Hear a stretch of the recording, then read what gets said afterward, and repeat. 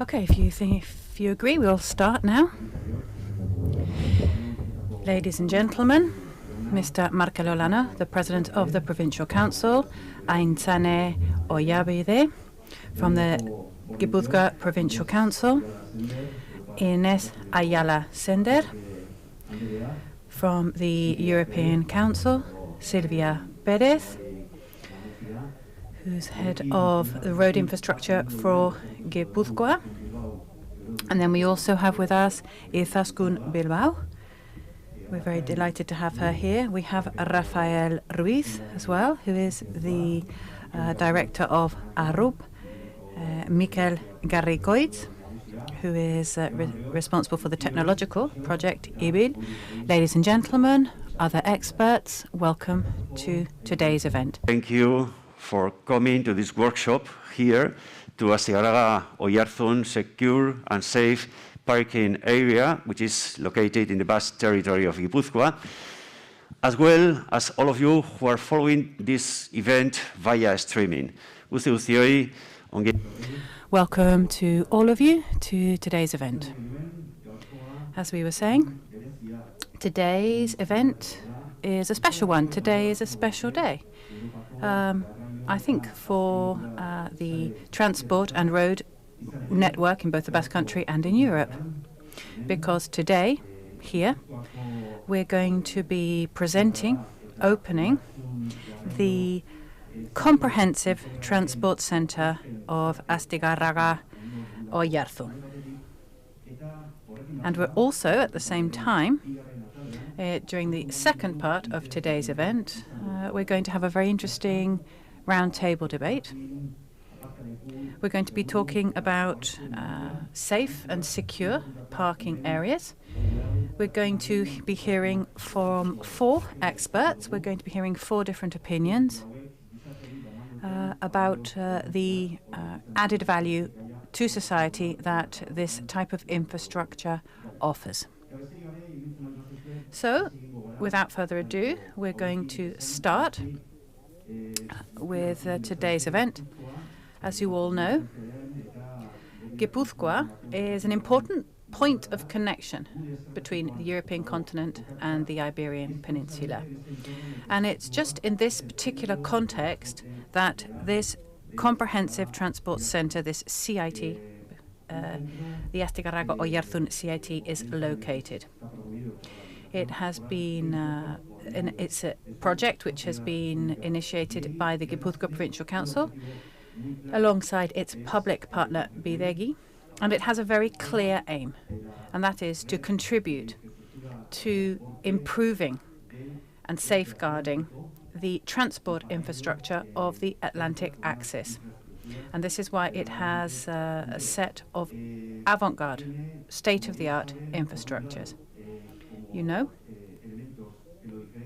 that some of the things that set it apart is its high level of security and the fact that it is connected to some of the most advanced smart transport systems for heavy vehicles, heavy goods vehicles, that are traveling through the central network of the trans-European transport network.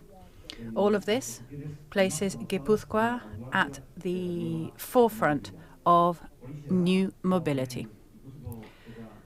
So, this is what we're going to be talking about today. And safeguard the Basque road infrastructure as well as the sustainable traffic management in order to enhance the traffic flows in the territory. As we said earlier, we're here to present this infrastructure. And as I said before, it's right at the forefront of its field. And for this reason, this centre has actually achieved the gold level certificate in the European parking regulation. So we're going to be dividing today's event into 2 sections. First of all, we're going to be hearing from some of our political representatives and experts, and then in the second part we will be holding a round-table debate. So we're going to start now with our first guest. We have the President of the Gipuzkoa Provincial Council, Mr. Markel Olano. Mr. Markel Olano, the floor is all yours.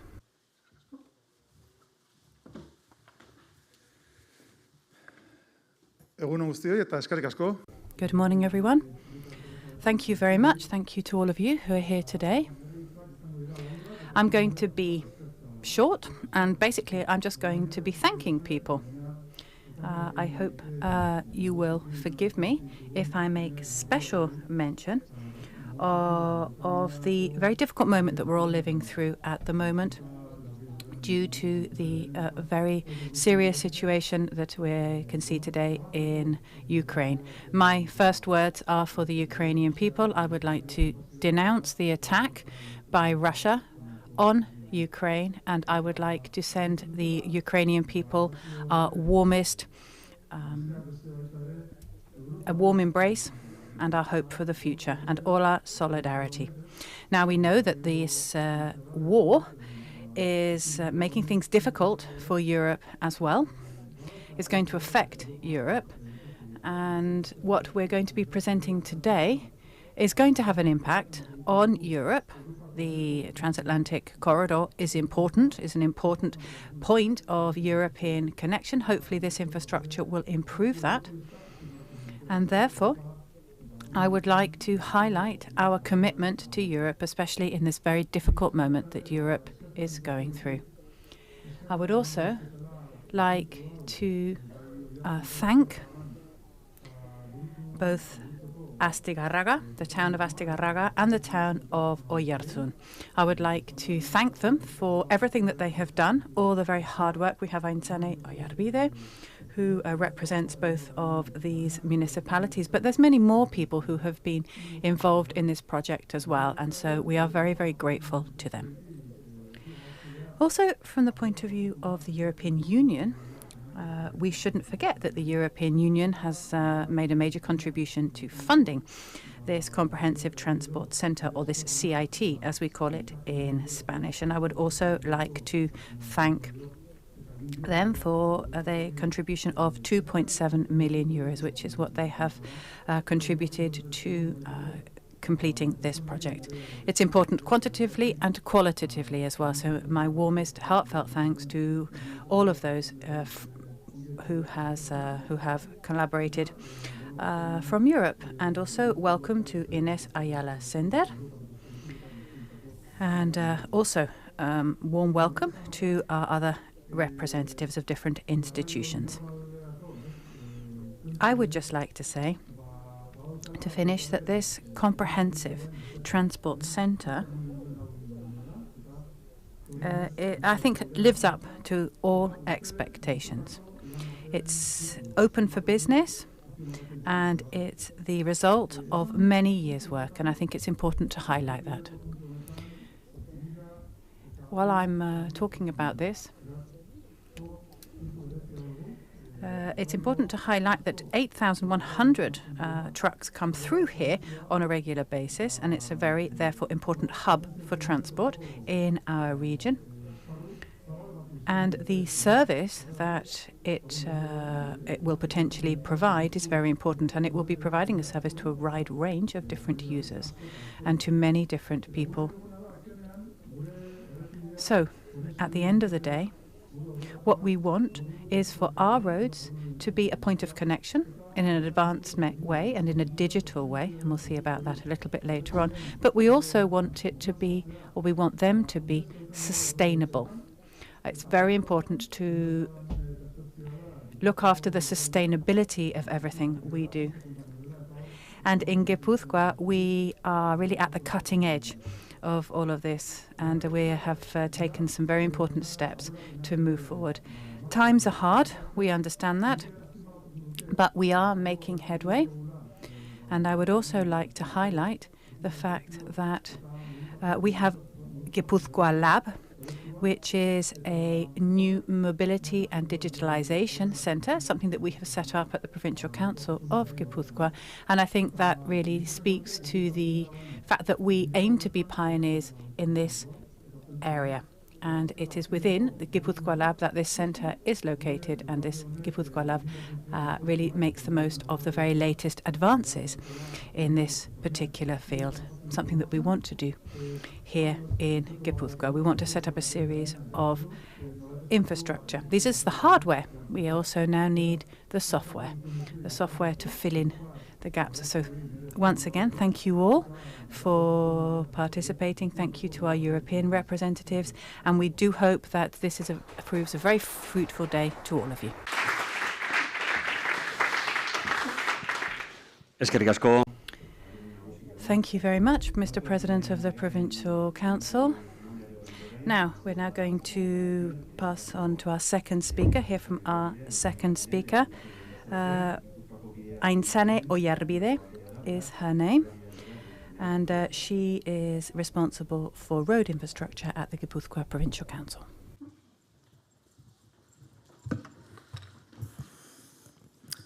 Good morning, everyone, and thank you all for being here today. As the President of the Provincial Council has already said, it's a pleasure for us to be here today. And as the Provincial Councillor for Road Infrastructures, today is a very important day for me as well, because the infrastructure that we are presenting today is incredibly important. Gipuzkoa is a province which belongs to the autonomous community of the Basque Country. It's the smallest province. It's also the smallest province in Spain. So we're very small, but we're trans-European. We are a cross-border province because we share a border with France. Now, this makes us special. We have a very special institutional architecture. It's really quite unique, even in Europe. It's different. I think it's the only example of this type of infrastructure in Europe, our institutional infrastructure. And because the Provincial Council of Gipuzkoa acts as a state with regard to roads, we have devolved power over everything that has to do with the road infrastructure. So in everything that has to do with roads and road infrastructure, we work as a state. And the Basque government, the Spanish government, the European Commission, none of these institutions have exclusive power in this field. This power lies with the Gipuzkoa Provincial Council. So we have a lot of power, but we also have a lot of responsibility, and we feel that responsibility very strongly. We have a responsibility to maintain our road infrastructure. There are 3 European axes which cross. We have Ms. Decide Owen, in fact, who actually traced these different axes, and she knows that all 3 of them pass through here. Now, this means that transport and haulers from all over Europe come through Gipuzkoa in order to reach the Iberian Peninsula. Now, this is a huge responsibility. We feel the weight of it, and we need to be able to cope with all the pressure and all the expenses incurred in relation to our roads using our own taxes, the taxes that we collect here in Gipuzkoa, or pay for use, the pay for use system. In the pay for use system, we have been pioneers. We have transposed European law here. I know this hasn't made us very popular, especially among many of you who are here today. But thanks to this pay-for-use system, we have these types of infrastructure which will benefit the industry itself. This is what the European policy sets out. European policy fosters these types of centres to try to improve the profession of haulage contractors, and it will also make our roads safer. Now, having said that, as the President of the Provincial Council so rightly said, it's a difficult time at the moment in Europe, unfortunately. Unfortunately, there is a war at the moment in Europe. This conflict between Russia and Ukraine is a terrible development and also has an impact on the European road network. It has an impact now, it will have an impact in the future, and I would like to say that, well, we are helping the refugees from Ukraine as much as possible. We are making our infrastructures available to them as far as possible. This infrastructure here in Astigarraga and in Oiartzun, we are placing it at the disposal of all refugees from Ukraine. There are also haulage contractors who are helping us to bring refugees from Ukraine to here. And here, I think we have an example of this, because we have the head of one of the companies who are actually carrying out this very important work. So thanks to everyone who is helping in this effort. Also, our thanks to everyone who is working in the field of transport in these very, very difficult times. Thank you very much indeed.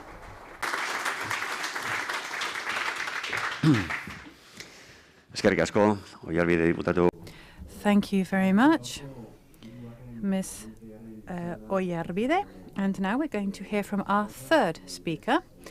She is called Ines Ayala Sender. We introduced her at the beginning. She was a Euro MP up until 2019, and she is currently the coordinator of the Rhine-Danube transport or Trans-European Transport Network, and she's also a member of the European Union Council. So I'm going to pass the floor to her, and she's going to be talking about road transport policies in the European Union. So, Ms. Ayala, the floor is all yours.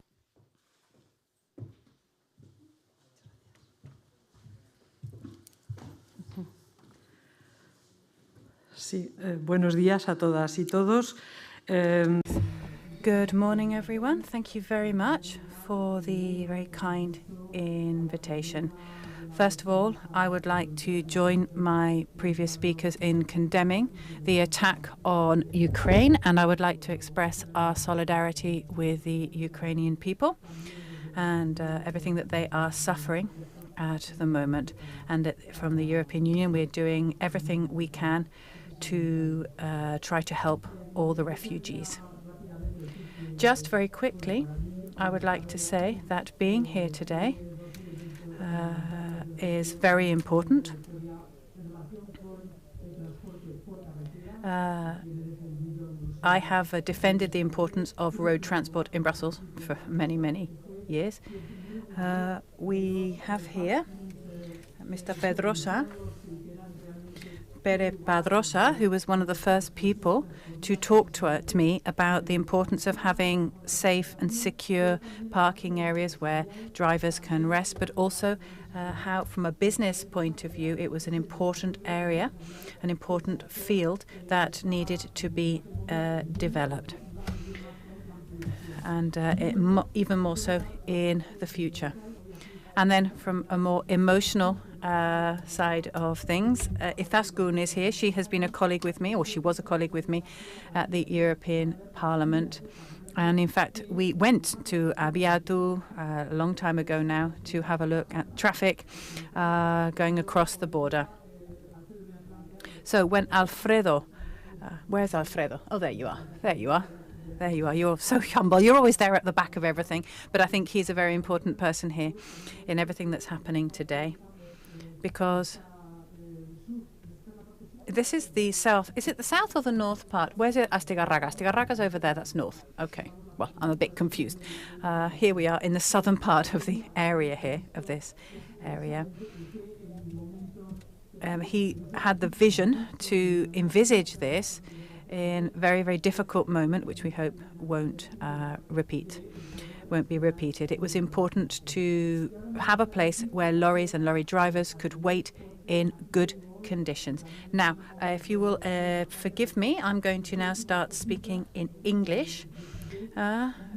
Because, in fact, this is because, really, out of courtesy to Desiree, I'm a bit actually moved because I think this is one of our last days that we're going to be together. We met many, many years ago in Zaragoza, and I remember those days very, very well. And she was the organizer of almost everything, of all of these different trips and all these different initiatives that have been so successful in bringing together the main spokespersons of the European transport industry in order to negotiate and reach agreements, which often is impossible in political fields now. She and myself, in fact, both of us, are quite close to retirement, and she's going to continue to organize there's going to be more conferences. There's going to be another one in Lyon. I think in June she's going to be organising that. But I would like to congratulate her because this year she's achieved something absolutely impossible, and that is connecting Europe Express. So we have a European train with the engines that need to change. And every border from Italy, from France, in Switzerland, Germany, Austria, all of these systems. Well, we got from Lisbon to Madrid, all the way back to Athens, then back to Finland, I think, Sweden, sorry. And we got also to Romania, Bulgaria. But it's a fantastic journey. We've been looking at the problems that trains still have when roads still continue to be the only viable alternative, unfortunately. But Desiree has really worked so hard to show us this situation, to illustrate this situation and all the work that needs to be done still. So I'm now, out of courtesy to her, going to speak in English because they're her words, the words of the Commission, the institutional words, so I think it would be better for me to be speaking in English. And we also have other colleagues from different countries, so out of courtesy to them. So. And Mrs. Oyarbide, dear Mr. Echevarria, ladies, gentlemen, and friends. I'm happy and honored to participate in today's event opening 2 gold-safe and secure track park areas located in the French-Spanish West Border region, selected and co-financed between the European Commission through the Connecting Europe Facility 2019 Transport Map Call program and the provincial government of Gipuzkoa, as you said. The total amount of the eligible costs in the action is 15,164,368 euros with a 18.2% CEF co-financing rate, which means a CEF contribution of 2,759,915 euros. Today, safe and secure track parking areas remain too scarce. Ahí tenemos una asignatura pendiente. And the services provided by existing facilities are often insufficient and uncoordinated.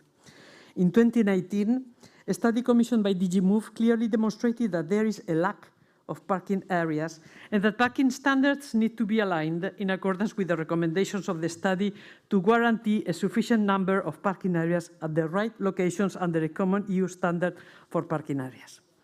The study showed that the total demand of overnight parking for heavy-duty vehicles was 400,000 per night. 400,000 per night. Today, 300,000 heavy goods vehicles spaces are available, creating a net shortfall of around 100,000 spaces. However, the shortfall in certified secure parking areas is much greater, as only 7,000 spaces located in a few countries are available. The current supply of non-secure parking areas is spread more evenly over the entire network. Then we need still many more. The most important output of this study is the creation of standards for the creation of safe and secure track parking areas, with criteria setting out a common level of service and 4 different levels of security, ranging from bronze to platinum, to accommodate different business needs. Following the adoption of Mobility Package 1, the development of safe and secure track parking areas has become more than ever a priority for the European Commission, a priority. They are essential to implement the key objectives of this package by improving the working conditions of drivers. This is our first element, to improve the conditions, because Drivers are getting scarce and scarce, and we need more, and then we need also to make the profession attractive. Thanks to these safe and secure facilities, drivers can rest properly while having access to a minimum level of services. This will contribute to improved road safety and working conditions, which we hope will make road transport also more attractive. Safe and secure parking areas are also essential for business, in particular for the shippers who want to be assured that their loads are secured. It is well known that cargo thefts happen when drivers park their trucks in non-secure parkings or rest areas. Using the safe and secure parking areas could therefore have a positive impact on the cost of insurance of the goods transported. The European Commission is currently working on developing EU parking standards and certification procedures via a delegated act, which will ensure a harmonized approach for the development of such parking areas throughout the EU. The work is progressing well, and our aim is to have this act adopted by the end of this year, hopefully. In parallel, we are also financing the development of those parking areas through the Connecting Europe Facility for Transport. During last 2019 CEF call for proposals on safe and secure infrastructure, we decided to finance 11 projects for the development of 41 EU safe and secure parking areas in the EU. They will be located in Spain, Greece, Croatia, Italy, Latvia, the Netherlands, Romania, and Slovenia, and they will receive funding for an amount of 56 million euros in total. We are pleased to see that there is such a strong interest of member states in developing these facilities on the TEN-T network. In comparison, we saw that between 2014 and 2019, 65 parking areas were selected for support. We are growing, but we need more. The development of safe and secure parking areas is a new funding priority under CEF, both under the general and also the cohesion envelopes. And this will continue to be the case under the next CEF 2021-2023. As for past calls, it should cover the development of new safe and secure truck parking areas, but also the upgrading of existing parking areas that do not have the necessary security and service facilities in place. The 2021 CEF Transport Call for Proposals that was launched last 60 September makes 250 million euros available to support such projects across the European Union. Creo que aquí hay alguien que está presentando ya. We believe that the role of the EU financing safe and secure parking facilities is crucial to keep incentivizing public and private parties to take part in the development of more safe and secure truck parking areas in the EU. Les he de decir que es casi el programa junto con los alternativos.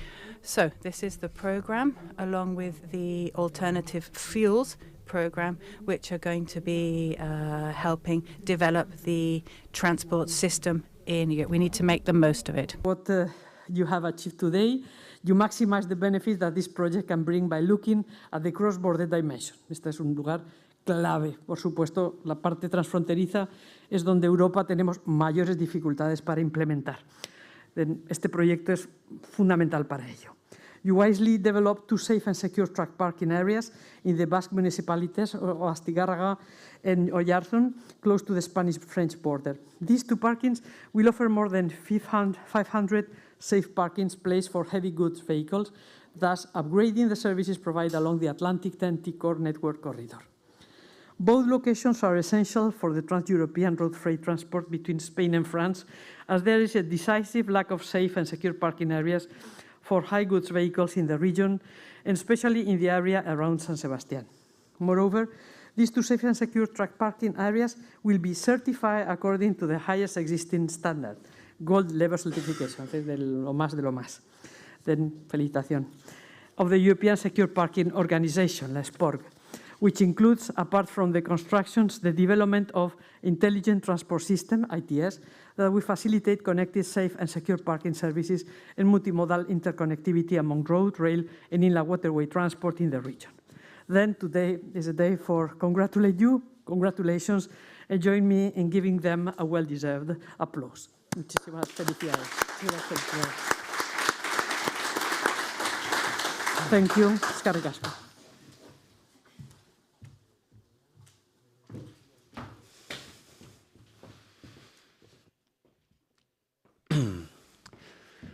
Muchísimas gracias. Thank you very much, Mrs. Ayala. This is the end of your intervention, but we're going to ask you something else. And first of all, would like to ask you to come back here on stage. We would like to thank you for coming here. This hasn't been prepared. As you can see, she is surprised. Please join me here.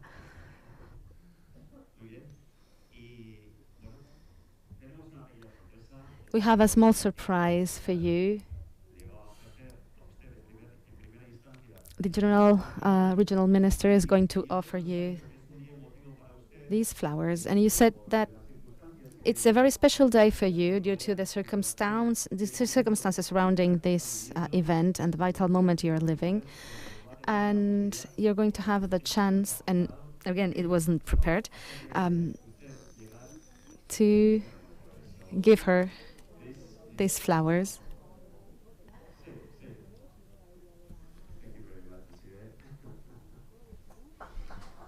Los aplausos. A big round of applause, please. If you want to say something to the public and to Ines.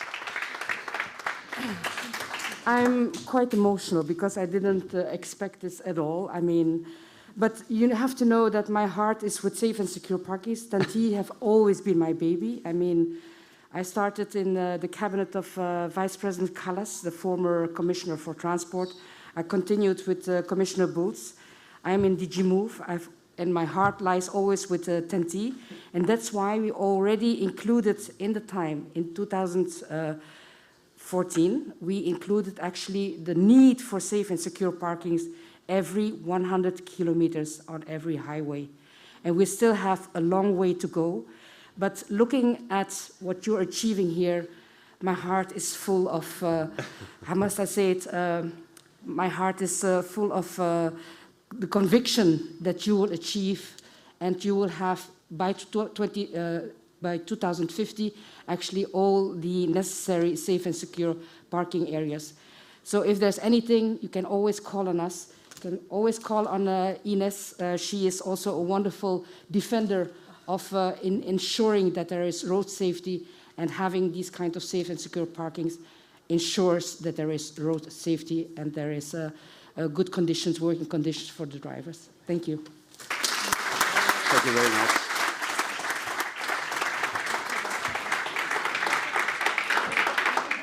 Thank you very much. It's a great pleasure to have you here today, and we are really emotional about this. So we continue this session with this event, eta jarraian ondorengo hitzaldiaren txanda izango da.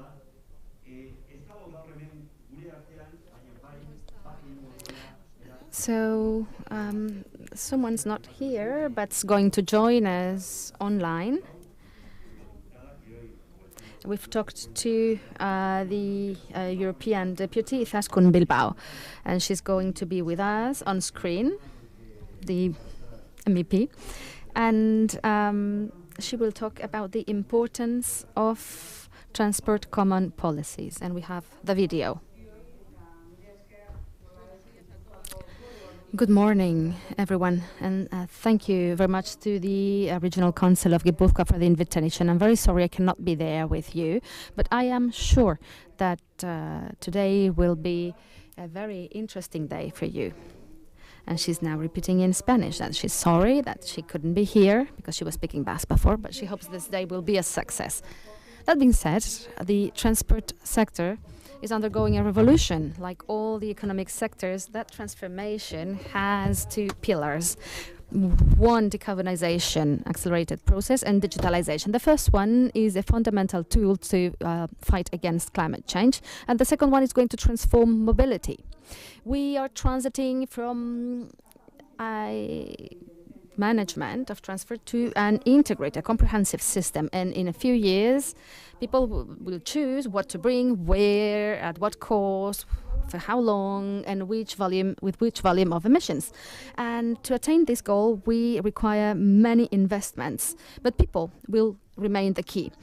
Professionals will move freight and transporting people more efficiently, coordinating the best virtues of each kind of transport, solving the mobility problems and needs from the first to the last kilometer. And they need support and security, safety, training and conditions to keep doing their fundamental work for the competitivity of our economy. In these conditions, roads will keep including this in integrated system with its flexibility. And this transformation is a global movement that's fostered through the trans-European transport networks, the unique heaven and aerian space, and so on and so forth. These packages require also working conditions that are better. This way we improve the functioning of this market, and we move on in the transition. After negotiation years, we've closed the regulation of the Euro label, where we have integrated that all the money that will be gathered for this transport will help improve the conditions of the roads. So we are respecting the principle that the polluting people will pay for it, and then who doesn't will be able to enjoy very nice and well done structures. And we do this today in a territory that has been contributing for years now to this progression. In Gipuzkoa, the regional ministry, the regional council, has made efforts, sustained efforts to invest in the infrastructures that will improve the mobility system. We're talking about high-speed trains, thanks to a fabulous management, and also an improvement plan for roads. That's part of one of the European corridors, roads that require a high level of maintenance and that receive progressively the technological infrastructures that will allow to connect vehicles with infrastructures and people.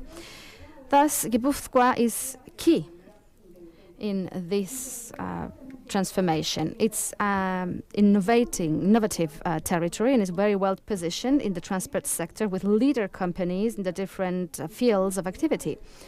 It has a training and technology network that supports this effort, and institutions that also support the effort very well. It has the best conditions to be a referent.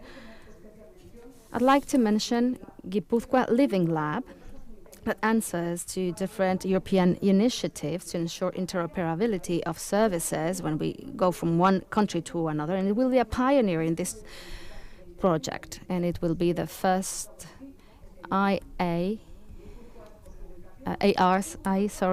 project. So it's a key point for this transformation, Gipuzkoa, and the institutional effort that supports this process is paramount, and it includes all the transport sectors. Of course, priority are people, professionals working in transport, and the users. Gipuzkoa has been investing heavily in maintenance and improvement of roads and technological infrastructures to move on to intelligent and connected roads, connected with the vehicles that drive on them, prioritizing safety of professionals that use the roads.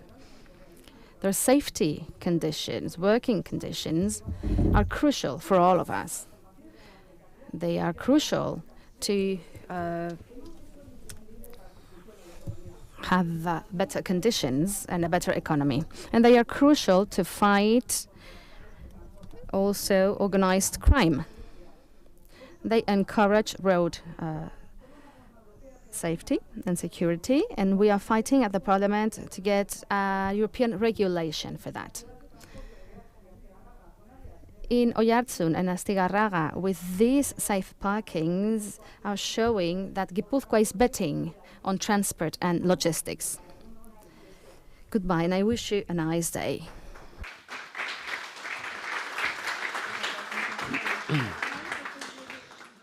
Izaskun Bilbao, Andrea, entzun duzue, hortxe gaur, penaz baino ez du hemen gurekin, gure So you have listened to Mrs. Izaskun Bilbao.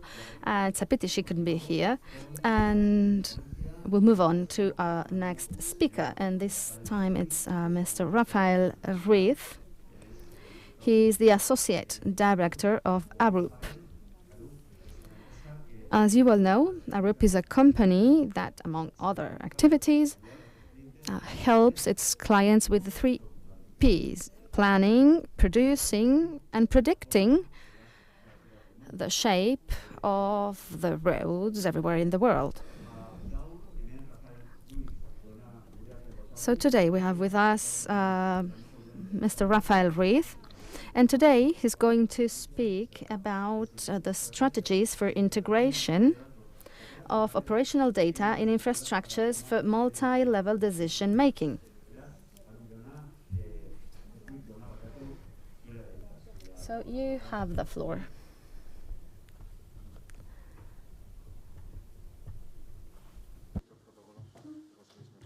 Vale, José Luis le va a ayudar. Hoy, como ven, la improvisación también tiene su lugar. Bendita improvisación. So improvisation is also fantastic because that will help us improve next year. Dear authorities, ladies and gentlemen, it's a pleasure for our group to be here in the opening of such an interesting project. As it was said before, we know it's been a very long to plan. It's a huge project that takes a lot of time. We're now shifting to a more technical side. We don't want to be boring, but we think it is important to talk about some figures with a series of questions. The first one would be why? Data are the new gold, and human beings traditionally look for things, search for things that have value, and that's why data have become the new gold. They are crucial for the digitalization processes and for the decision making as well. When can decisions be made? Well, since projects are planned, then when they are built, and also in the operational phase, we must make informed decisions. However, data surround everything we do. The digitalization process is always present, but over 90% of the data we have today have been created in the past 2 years. And we can only analyze 2% of the data we create. The creation of this data has a geometric progression. In 2022, the amount of data that will be created will be of around 44 zettabytes. And to give some context, we are going to set an example. What's 1,000 million gigabytes, which is the data unit we are more used to. So 1,000 million of them is, to give you a perspective, how many million thousand seconds have passed since the moment zero? We are at year number 2. Well, none at all. We will have that figure of years in 29,500 years. That gives you an idea of the amount of data we create. At Arup, we're an independent company working since 1946 with many. We've been working with you for many years as cooperators. We think it's fundamental to see what we do with data. Thank you very much. We don't want to talk only about technical sides, but strategic sides. And why the value of data? Well, in transferred infrastructure and in daily infrastructures and infrastructures like the one we are opening here today, well, this is just, transport is a means to do something, to achieve something. And that's what happens also with freight. They are a crucial part of economy. And we can see it now with what is going on in Eastern Europe. And we saw it during the pandemic. It's a fundamental activity in our lives, and there are many data for public and private entities. All these data can be used and analyzed and make the most of them for the private and public side. Most times, when we talk about data, we focus on algorithms, the technical side, but it's important to know what their value is, how we can use them, and ask the right questions, and what's the value chain of data. We have a graph where we try to explain how this works. Data science has two different branches overlapping: computational science, computer science. We have a huge computer capacity, so in a fraction of a second we can analyze many. And then maths are there, maths and statistics, but we need to know why that data. Of course, how to do this? We need the data collection, data cleaning, data integration, data analytics, and then visualization. But this is not simple. Today we're going to see how some of us can make the most of a previous integration process in each of our organizations. Basically, we want to talk about how to do it from a strategic point of view. So first we would have a diagnosis, then a standardization, a back-end, and a front-end, and I'll explain that. Maybe due to a cognitive bias, we think that standardization is the technological side, 3 and 4, but no, the most important thing to digitalize something, activities linked to infrastructure and transport, is the diagnosis phase. Diagnosis is like when you drive a truck, for instance, and you review all the components and see how the mechanism works, what's the interrelationship with all the parts, how it works, actually. We have 3 different parts within all the mechanism of the truck: the software data, and agents involved in using data. Of course, during the diagnosis phase, we need to set different keys: data, what's the format, the sources, the inventory, and some of you are working with that all day, and you know what it means, but it's crucial before all that to do an agent mapping within the data value chain and see who's involved in the daily life. And it's very difficult to understand how data work, how they are structured, and what they can be used for if we don't do that. Then treatment, and the final product, the end product. Then standardization is about understanding the value chain of data, what it will be used for, what are the possible advantages of analyzing it to increase cost, benefits, from a social point of view and from an industrial point of view.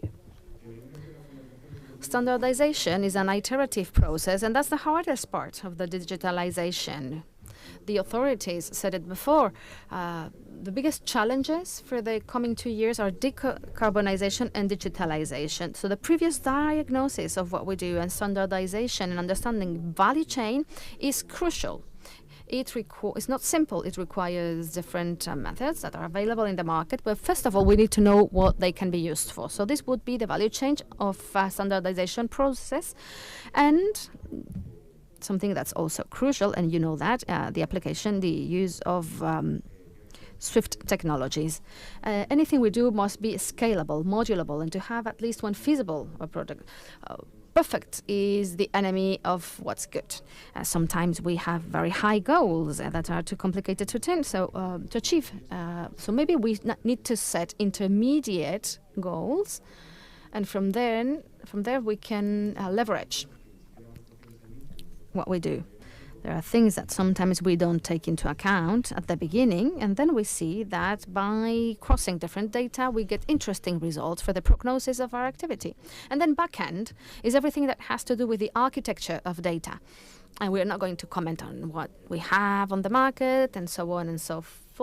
Many of you already know that data hubs, big, huge databases in the cloud. And the 3 big principles around that is that it has to be as aseptic and flexible as possible, so that we don't introduce in those databases any rigidity, so that then we can work with the database using different front ends, which is what the different users can see. We talk about multi-level, actually, because the result of the analysis of data can be useful for many people, those making financial or operational decisions, to politicians, to end users. And depending on how we scale those databases and how this information is presented to different users, we can have different flexibilities. We are seeing dashboards here, which are reports and examples of how we can use it with infrastructure, predictive strategies. Depending on what I have, operationally, I can anticipate different behaviors of infrastructures or users to make decisions earlier. And of course, with machine learning techniques or artificial intelligence, but that's more technological. This is, of course, interesting for everyone. We were talking about the 3 Ps, and also the public and private participation. Transferred is a crucial activity for the activity, but is a public service as well. And we must ensure that all the entities that are part of this chain, all the agents, are well informed. When? The moment is now. We set the example of the next-gen funds, but there are many things that require digitalization. And this is a good moment to start by the easiest thing, which is the standardization diagnosis. And from then, we can work on the rest. Thank you very much for your attention.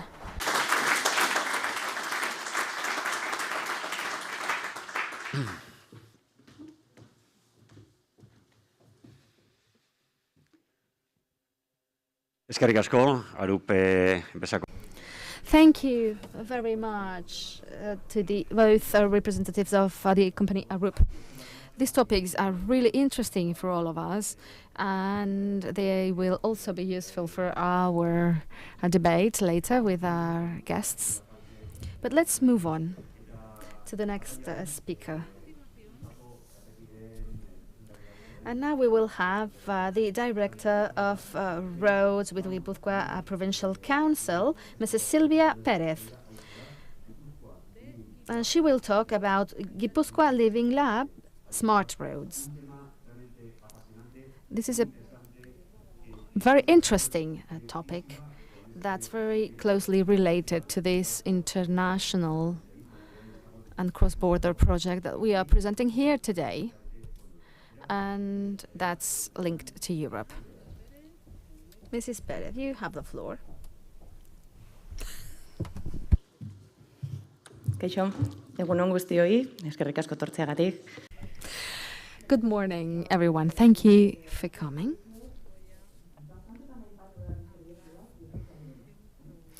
I'm going to talk about a project that's very well known here, Gipuzkoa Living Lab. In the 21st century, we face many challenges, many questions, and all these challenges are becoming increasingly important. First, it was the pandemic, and then Ukraine's invasion. And where will we live?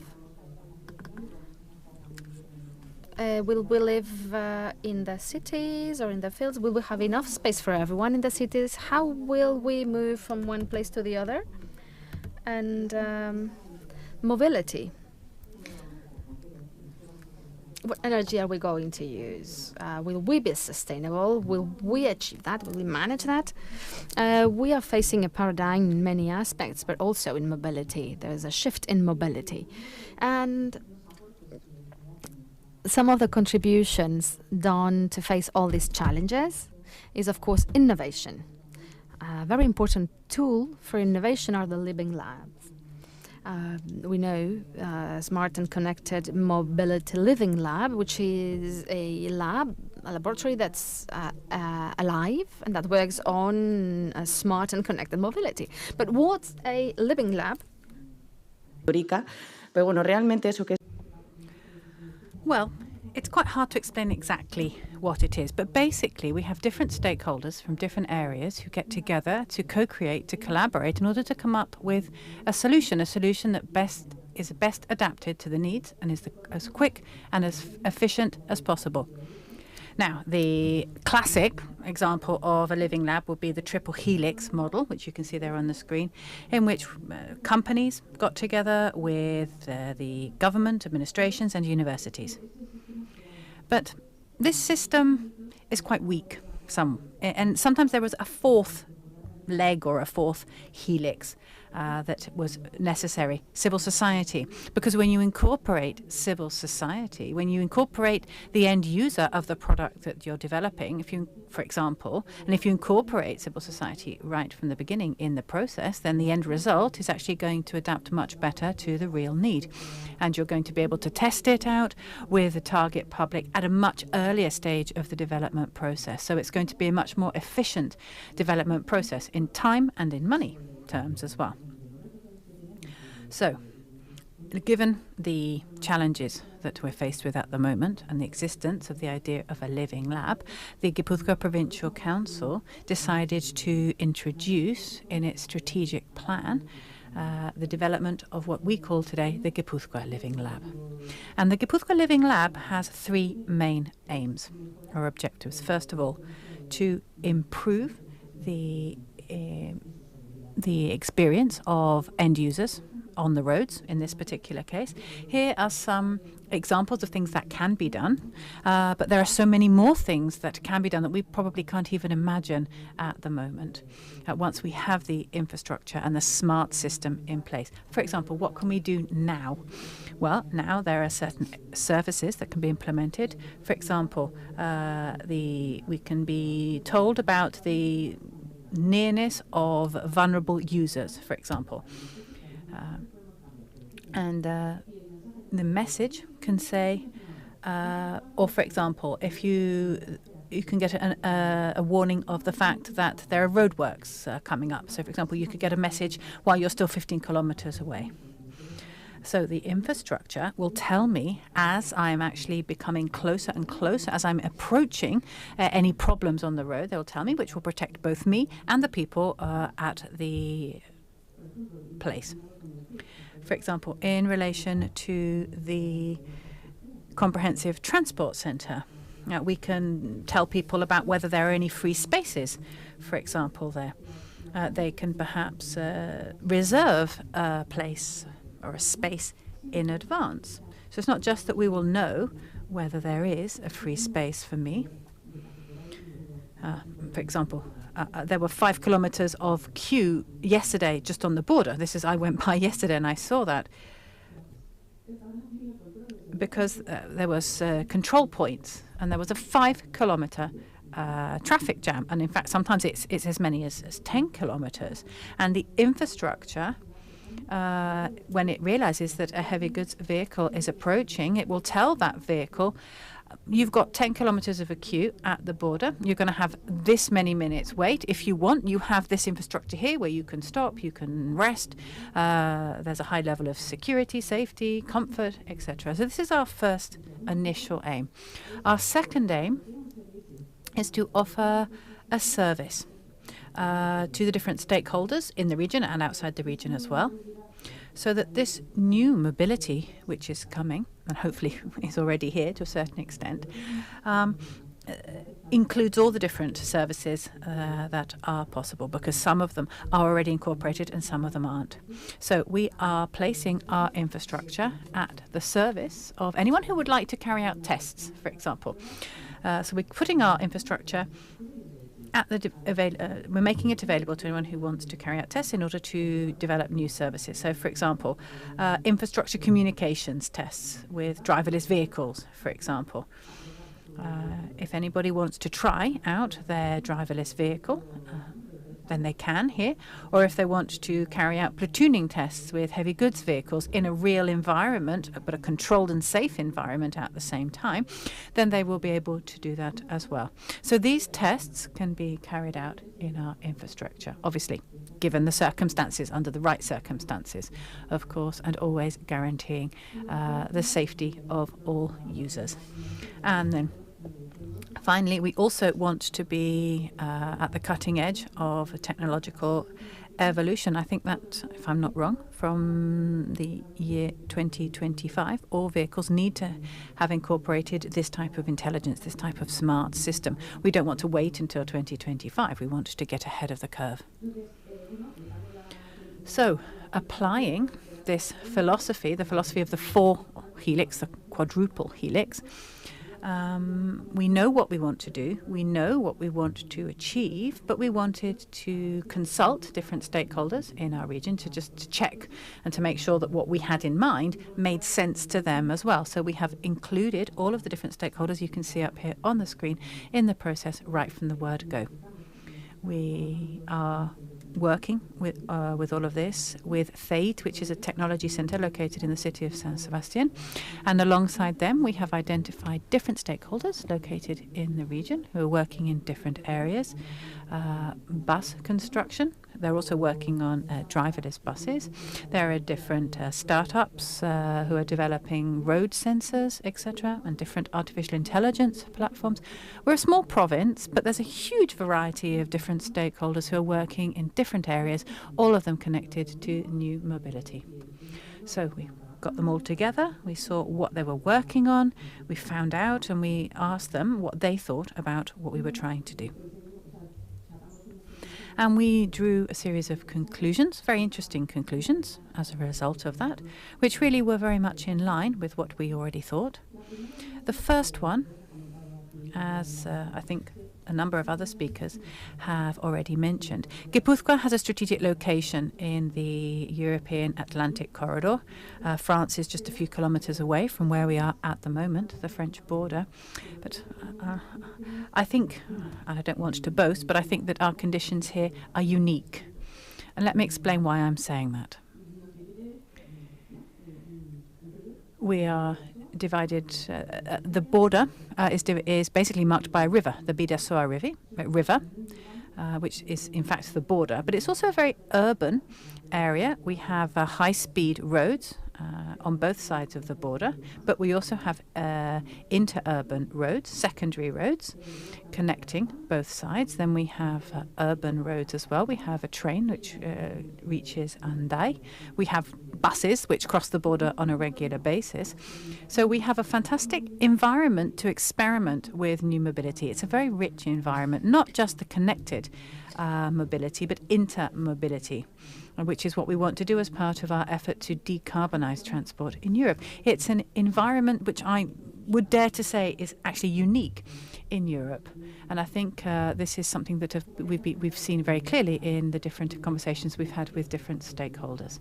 There are many different initiatives in Europe to try to foster this type of infrastructure, because interoperability is something absolutely fundamental. I can get in my car in San Sebastian, I can go to Bayonne to spend the day, and the infrastructure will tell me on the way home, hey, there's a problem at the border, be careful.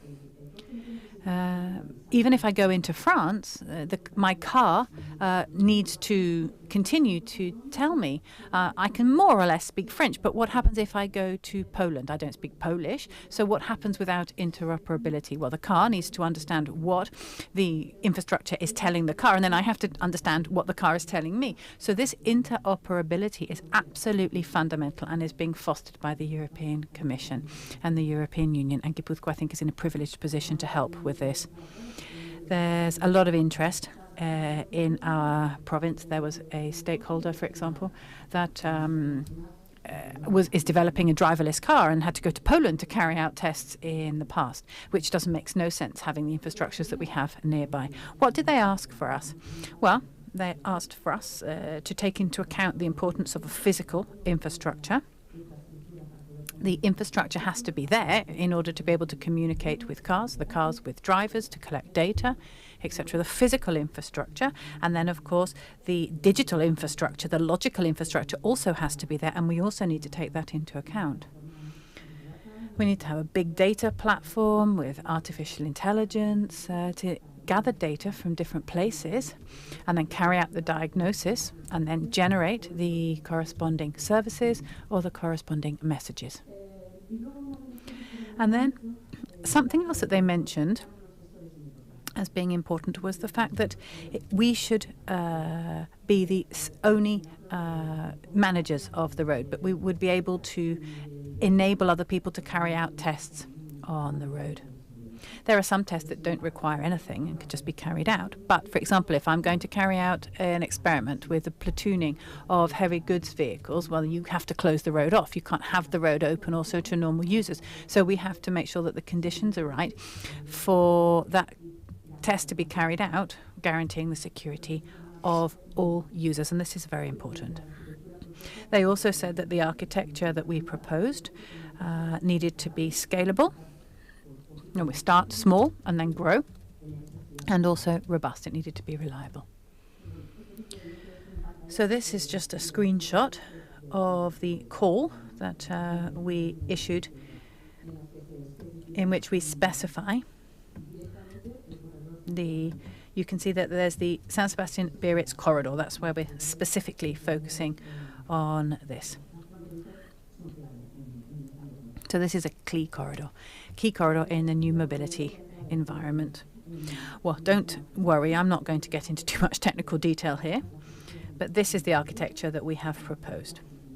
This is the type of architecture that we've seen is required. It has this physical part, it has the corridor, we have the Living Lab cloud, which is the data in the cloud, data gathered from different areas, data that can come from anywhere.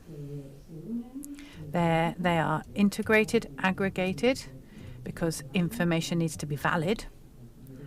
Data needs to be turned into information. It also needs to be reliable. We can't tell someone there's a problem if there isn't actually a problem. And then it all has to be geolocated. It will tell you because you're approaching the problem, not all cars. So let me just give you an idea of how our timing, or where we are in our timing. Over the next 2 weeks, we're going to be deploying our beacons, which will be connecting to the cars. And then, first of all, we'll be deploying them near the border, first of all, and then all the way along the entire road that you can see there on the screen. So we will cover a large part of the province of Gipuzkoa. And then at the same time, we are developing the digital side of things and the platform. So after all of that, if you still have any energy left, I'd like to show you a quick 1-minute video so you can get a much better idea of what we're actually talking about. Thank you all very much for your attention. We're carrying out tests for the mobility of the future. Smart roads with beacons that will collect data and communicate with cars. Cars will receive information about accidents or incidents in real time. Vehicles will also be connected to each other, and they will be in continuous connection with the road. All the data of the sensors from different sources will be included and aggregated into a big data platform using artificial intelligence algorithms. We will come up with a system that is smart, connected and safe. Gipuzkoa is a strategic nexus of communication between different regions, and Gipuzkoa Living Lab is a cross-border project.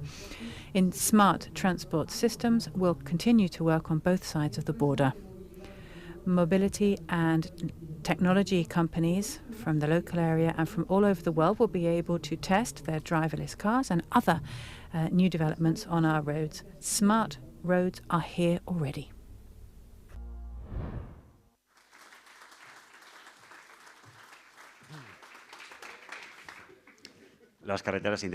So, smart roads are here. They're a reality.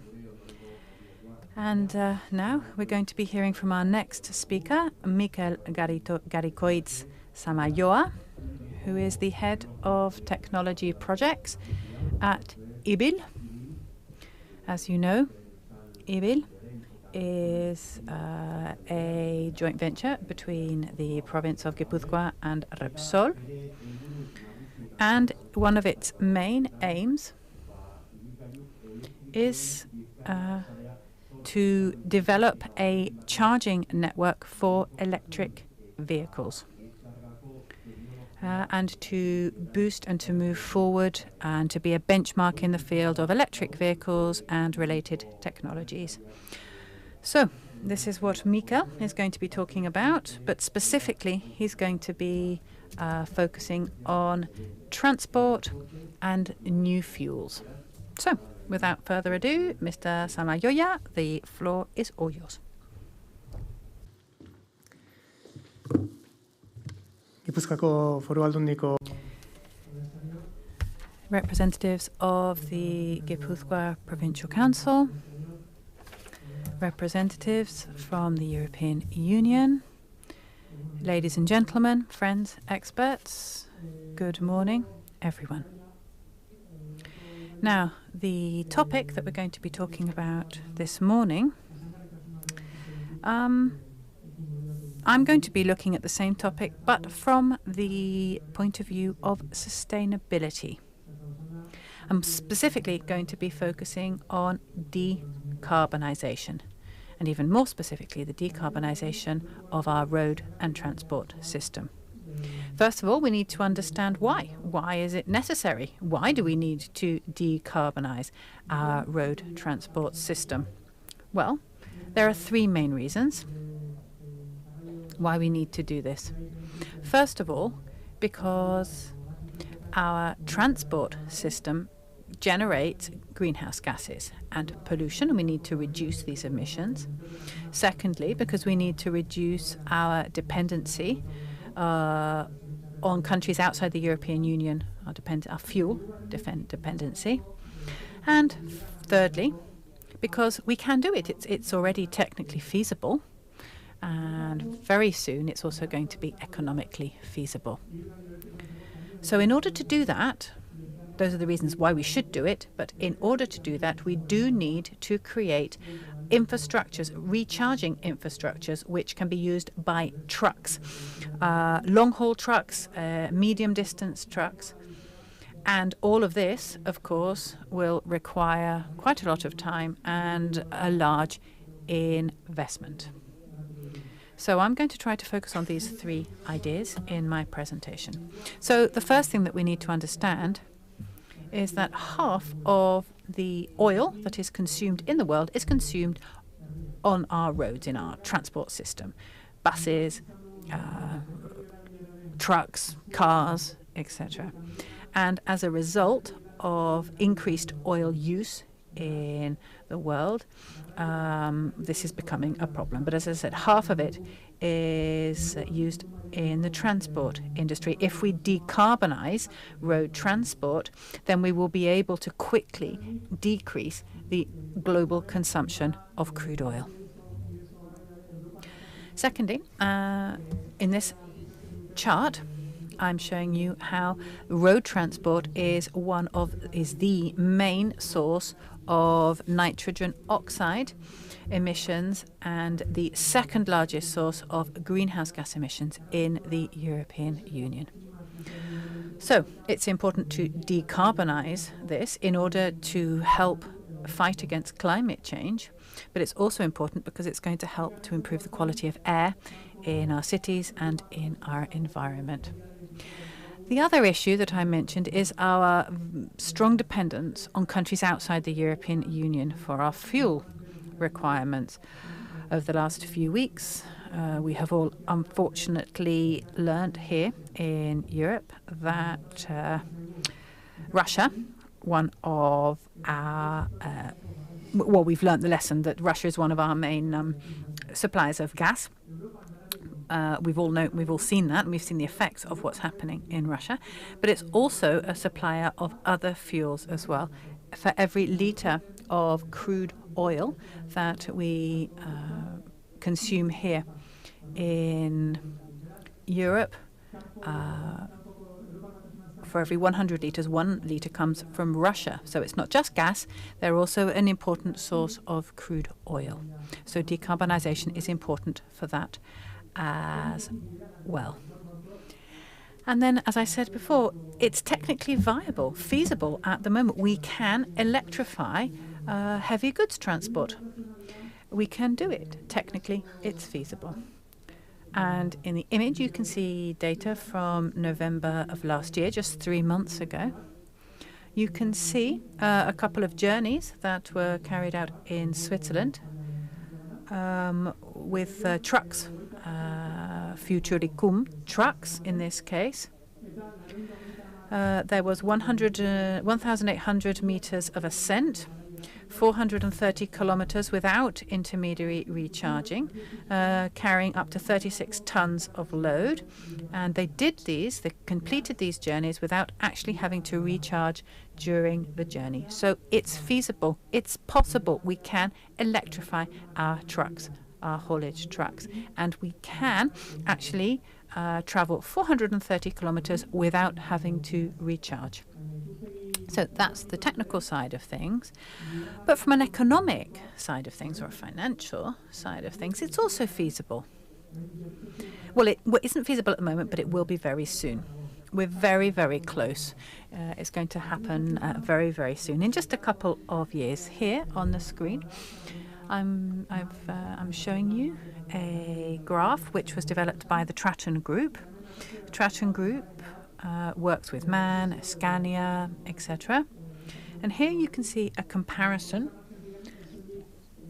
carried out with a very specific metric, which looks at the total vehicle cost breakdown for the first owner.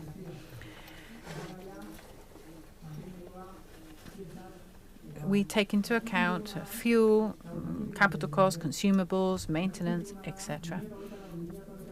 And what these graphs show us is that by 2024, 2025, it will actually be cheaper to purchase an electric truck rather than a diesel truck. So in a few years' time, it will be more competitive to actually transport goods using electric trucks rather than diesel trucks.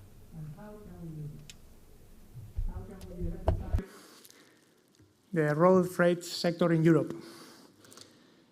So the first question that comes to mind is, should we use battery electric trucks or hydrogen, which are the two technologies of choice to substitute diesel in Europe? The answer, or my answer for this, is that we will be using batteries in almost all cases in the European Union.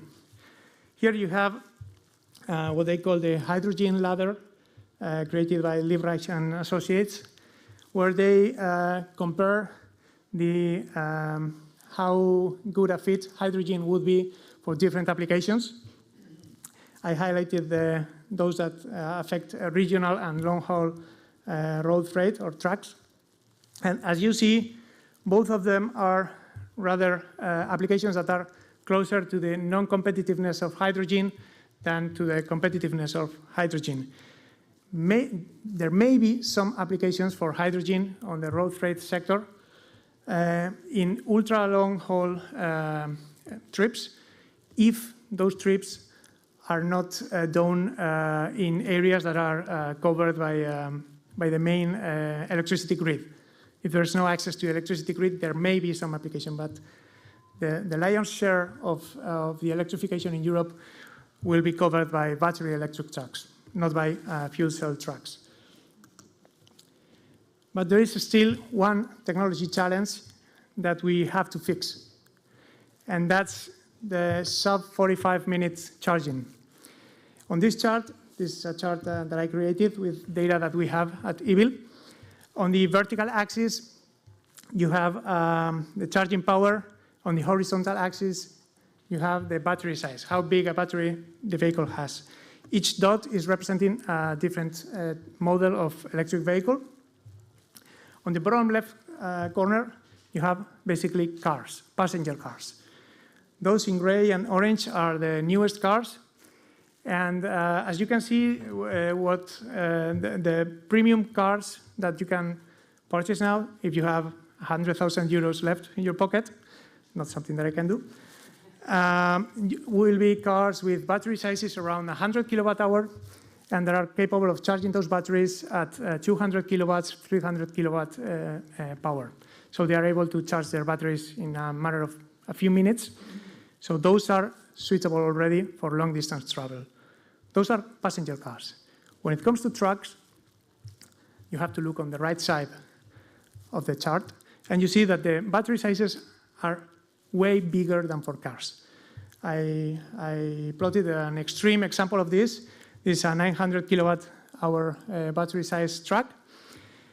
And if we want to charge such a big battery in a reasonable time frame, reasonable being less than 45 minutes for the road freight sector, we will need something different. We will need some technology that will allow us to go up on this charge, to reach much higher charging powers. So why are these 45 minutes such an important target? Well, I think that most of the attendees on the road freight sector already know the answer. For the rest, this is the mandatory break after 4 hours and a half of driving. And if we look at this statistical data collected by the Fraunhofer Institute in Germany, where they analyzed thousands of long-haul truck trips in Europe, we see that 35% of the stops made by long-haul drivers had a duration between 30 and 60 minutes. So this 45-minute charging issue has to be fixed if we want to electrify, if we want to decarbonize the road freight industry in Europe. How can we do it? Well, the good news is that the charging sector, the charging industry in Europe and in the world is doing its homework. And technology is on the pipeline called MCS, Megawatt Charging System.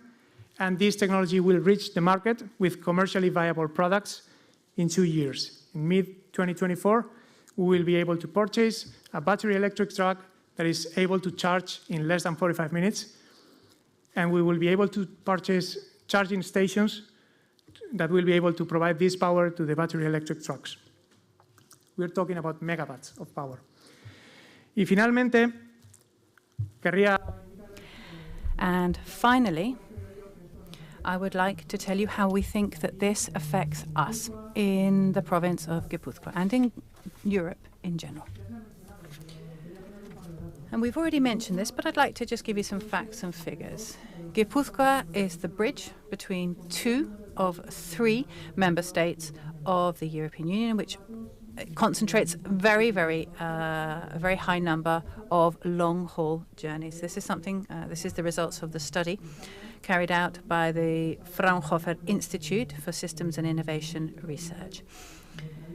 So Spain is one, Spain and France are 2 of the 3 member states which concentrate the highest number of long-haul journeys. Now, this graph shows us, and this is fairly intuitive, that the fact that the transport axis, which goes through Gipuzkoa, is an important factor. And what we do here may play a very important role in the decarbonization of our transport system. Now, let me just finish with a couple of ideas. This greater power involves much longer and much more complex projects. We're talking about charging powers which will be much higher in both long and short stops when drivers stop to sleep or to eat, if they're going to be stopping for a couple of hours, loading, unloading. Many trucks will be charging at the same time at a rate of between 150 and 350 kilowatts per hour. But of course, that's not so bad. But when they're going to doing short charging, there'll be much higher total powers. We're talking about 4, 5, 10 megawatts, especially in the largest places. Now, this power level you can't achieve that overnight, given the current electrical grid. So we're talking about projects that will take years, and they will need a connection to the mid or high voltage network. Well, also the times it takes to get permission, for example, make projects longer. And so when, in fact, is as cheap or cheaper to have an electric truck than it is to have a diesel truck, we need to have that infrastructure in place. Once we reach the tipping point, we need to have the infrastructure in place, because otherwise we won't be moving forward. We need to be ready, and if we want to be ready, we need to start now.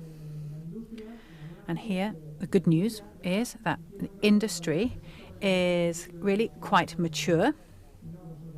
And I'm not just talking about my company, I'm talking about many other companies in Europe that are working in this particular area, and they're very mature. In 2010, when we started, most of the companies working in this field had a lot of technical knowledge and a lot of enthusiasm. Now we have the same or more technical knowledge, the same or more level of motivation and enthusiasm, but we also have experience. So we can do this now with certain guarantees, but we need the support of the European institutions at all levels in order to make this a reality in time for 2025 when the tipping point arrives. Thank you very much indeed.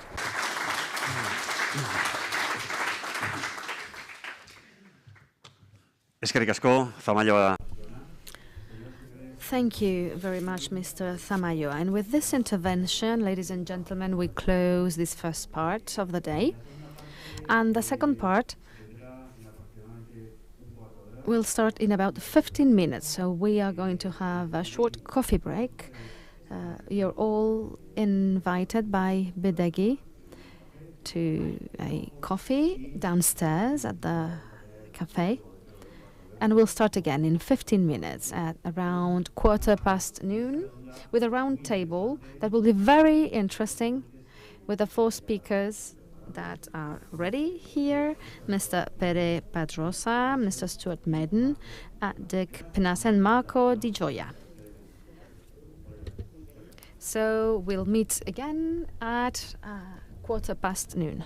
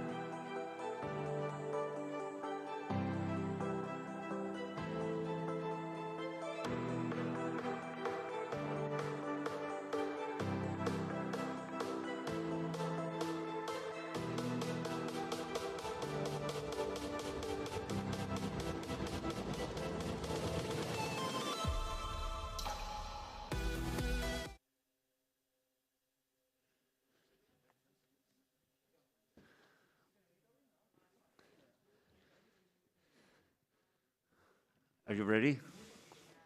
You're ready? Okay. Jaun-Andreok, kaixo eta ongi etorri berriz. Ladies and gentlemen, welcome back.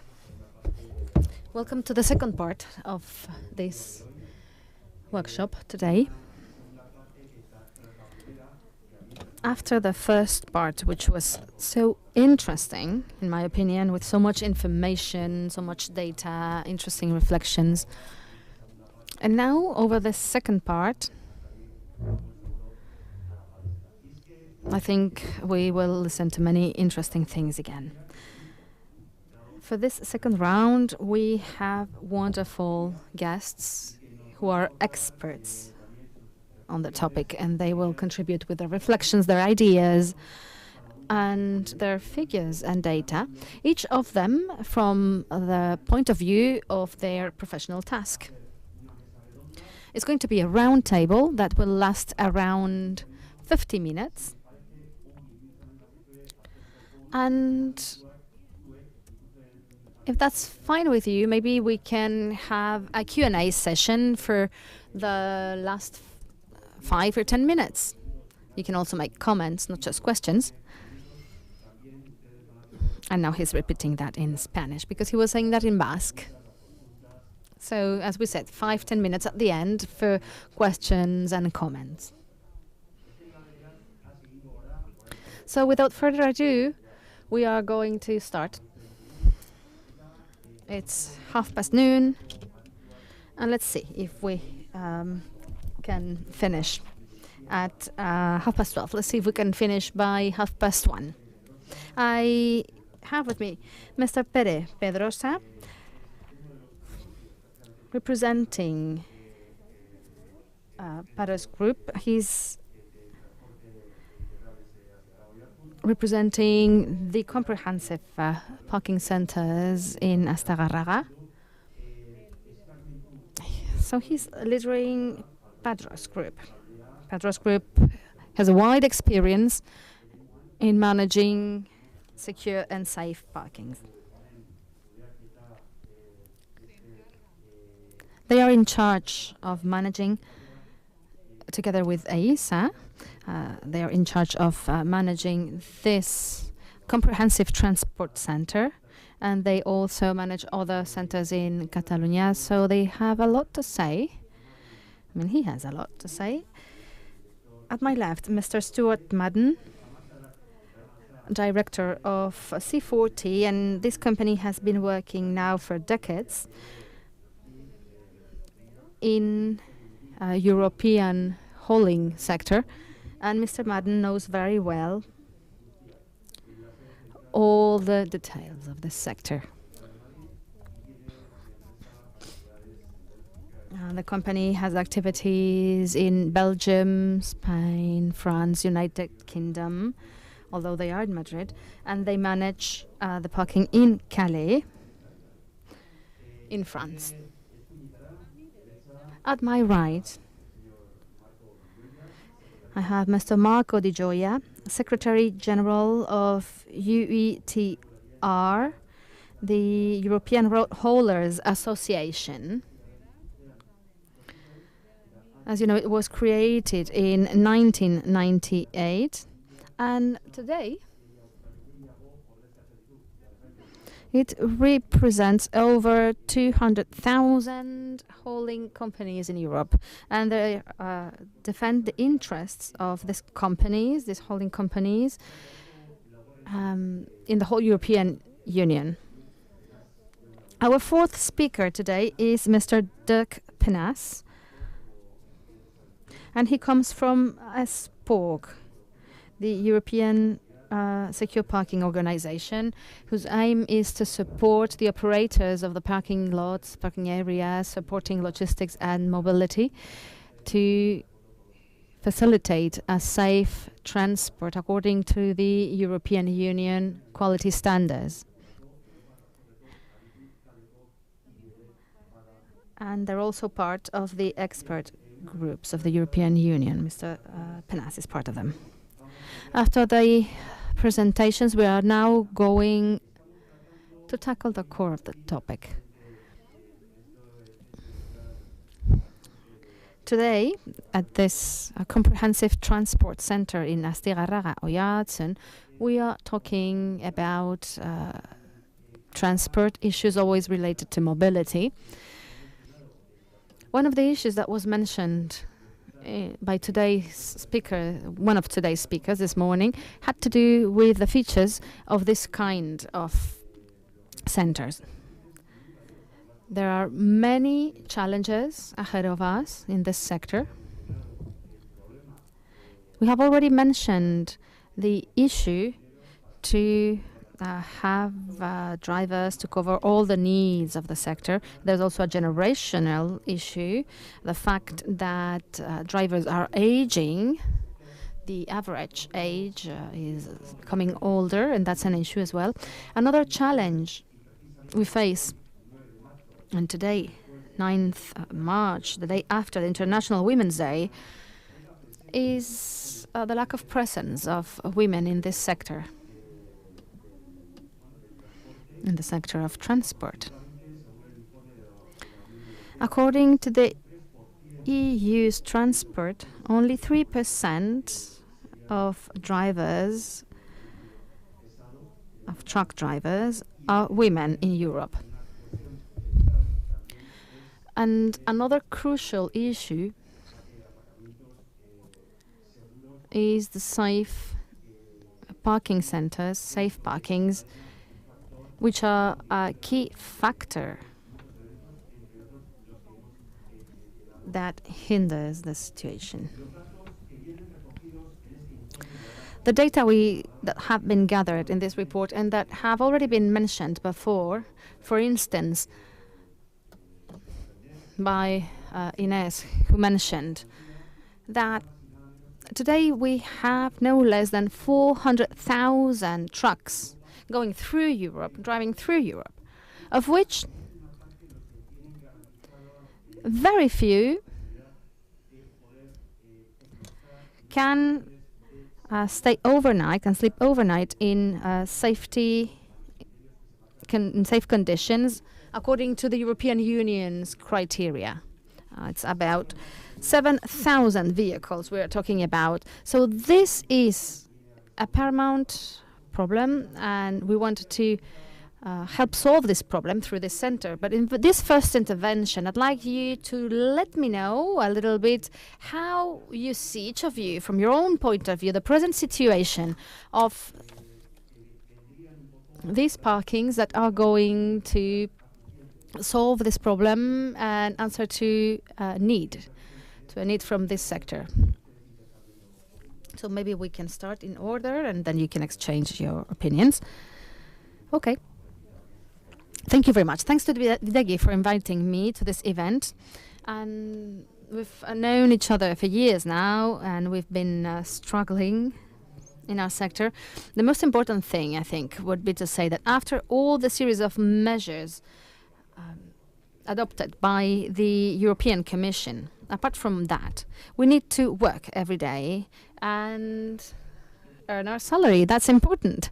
And everything started about 30 years ago when boundaries disappeared and we started to have more thefts and so on and so forth. And now we have a huge spectrum of a market that has given us probably the best 30 years of prosperity in Europe.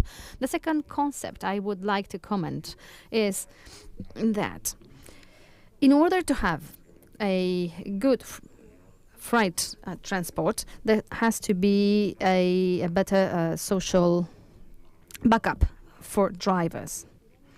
And the users, many times, is the only one who pays for this service. And we need to take this into account, because otherwise freight will always suffer, if I can say, damages, because we won't tackle the problem of drivers as we should, and we won't tackle either the gender equality issues, and we won't tackle the market needs that somehow we should tackle through this kind of safe centers. So there's safety, security, but also 4 pillars that have been mentioned this morning. And safety from the social point of view, with comfort. And the second is energy transition. We said before that 60% of energy is consumed by transport, and then shouldn't we know something from the private side to contribute with the energy that we will need? So are we going to leave everything in public hands? They won't be able to face that. So we should probably look for other kinds of infrastructures, and we need to do that to face the price of the megawatt hour and to have these quick recharges and so on and so forth. And that must be done through these private parkings. Then we have to face the challenge of digitalization. And we're not talking about digitalizing a company. Digital transformation is far from what we need. The whole chain, together with the administration side, must be integrated in a platform when everyone can integrate their data and access them, being sure that the data will be correctly treated. And if we do this in a good infrastructure, and what we have here today is an infrastructure that will allow us to create the spaces that we will need in the future with the fourth pillar, which could be the autonomous or independent driver. If we have an independent driver, an autonomous driver, let's say, we can face the use of the infrastructures that we have because they are underused for 8 hours at night, and then probably we will be able to transform completely the profession of these drivers within the network. About 60% should turn into a different working place. So I think that working every day, earning a salary, creating the necessary infrastructure to have these upsides on the top, and to somehow be able to develop together with the administrations, which is what we've actually been doing in the past years. That's the real sense of being here in this new center that we are already using. Just to set an example, in 350 slots that we have at Gers, which is similar to this one, 10 kilometers from the border, we have 155,000 vehicles a year. And then, of course, there are more that stop for just 1 hour to rest. But I'm talking about the ones that stay and pay and use a service that's worthwhile paying for. We've been doing this for 15 years now, and we started with 400 drivers, asking them what they needed to feel safe on the road. And from these questionnaires, we got the information we needed to create our project. Thank you very much, Mr. Pedrosa. Now we shift to Mr. Madden. I think from a C4T perspective, the secure truck parking facility we have in Calais has been operating for 15 years, and so a similar length of period to Pedrosa's sites. And I think one of the things that I would say in those 15 years is that there has been significant progress in terms of the development of safe and secure truck parking facilities around Europe. We still obviously have a significant way to go, but we are moving in the right direction, and that's largely been a result also of the support provided by the European Union through the CEF funding calls. I think one of the challenges that the transport sector has, of course, relates to recruitment of drivers, with a significant number of drivers retiring and leaving the sector. And as a result of that, we need to be able to not only attract drivers perhaps from further afield, and obviously one of the sources of drivers over recent years has been further to the east in Russia and Ukraine, and so sadly with the situation there, a potential source of drivers, skilled drivers, has potentially disappeared. So we are going to have an ongoing problem with the recruitment of drivers in the sector. And one key way that that can be resolved is by recruiting more women into the sector. But we can only do that if women feel safe on the road. And that is a big challenge. When you have facilities like this one here, which has been built to cater for female drivers, you have our facility where we've had to make changes to develop facilities for female drivers. There is still a huge distance between us here and my site in Calais.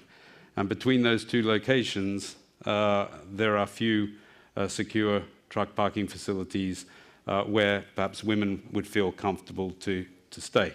So that's a huge challenge, and obviously it has been addressed by the European Union within the standard that it is a requirement that service facilities be made available for women. So we have a long way to go as a sector to develop these secure truck parking facilities across Europe, but we are making progress. And I think the other area, which is a great challenge, which has already been mentioned about, is in the whole area of digitalization, and also ensuring that drivers, transport companies are aware of the location of secure truck parking facilities, but also the availability of spaces on those truck parking areas. And a number of the speakers have already talked about, if a driver is approaching a traffic jam, they want to know that they're approaching a traffic jam. Equally, if a driver is approaching a secure truck parking facility, they want to know, are there spaces available before they actually arrive? Because often the drivers will be organizing their journey to ensure that they're arriving at that secure truck parking area in accordance with their driving time regulations. So if they know that a truck parking area ahead of them is full, then at least they have the opportunity to make alternative arrangements before they get there and then find it's full and have to park in an unsecure location. So getting that data, that we've all been talking about data, but obtaining that data and transforming it into useful information that can be then communicated to the drivers on the road and the fleet managers back at office is key, I think, to increasing the utilization of existing and future secure truck parking areas. Thank you very much, Mr. Penas. Vamos avanzando, como muy bien dice. Están detectadas las... Yes, we know what the solutions are, and now, like he said, we need to deepen on what we have and what we've done.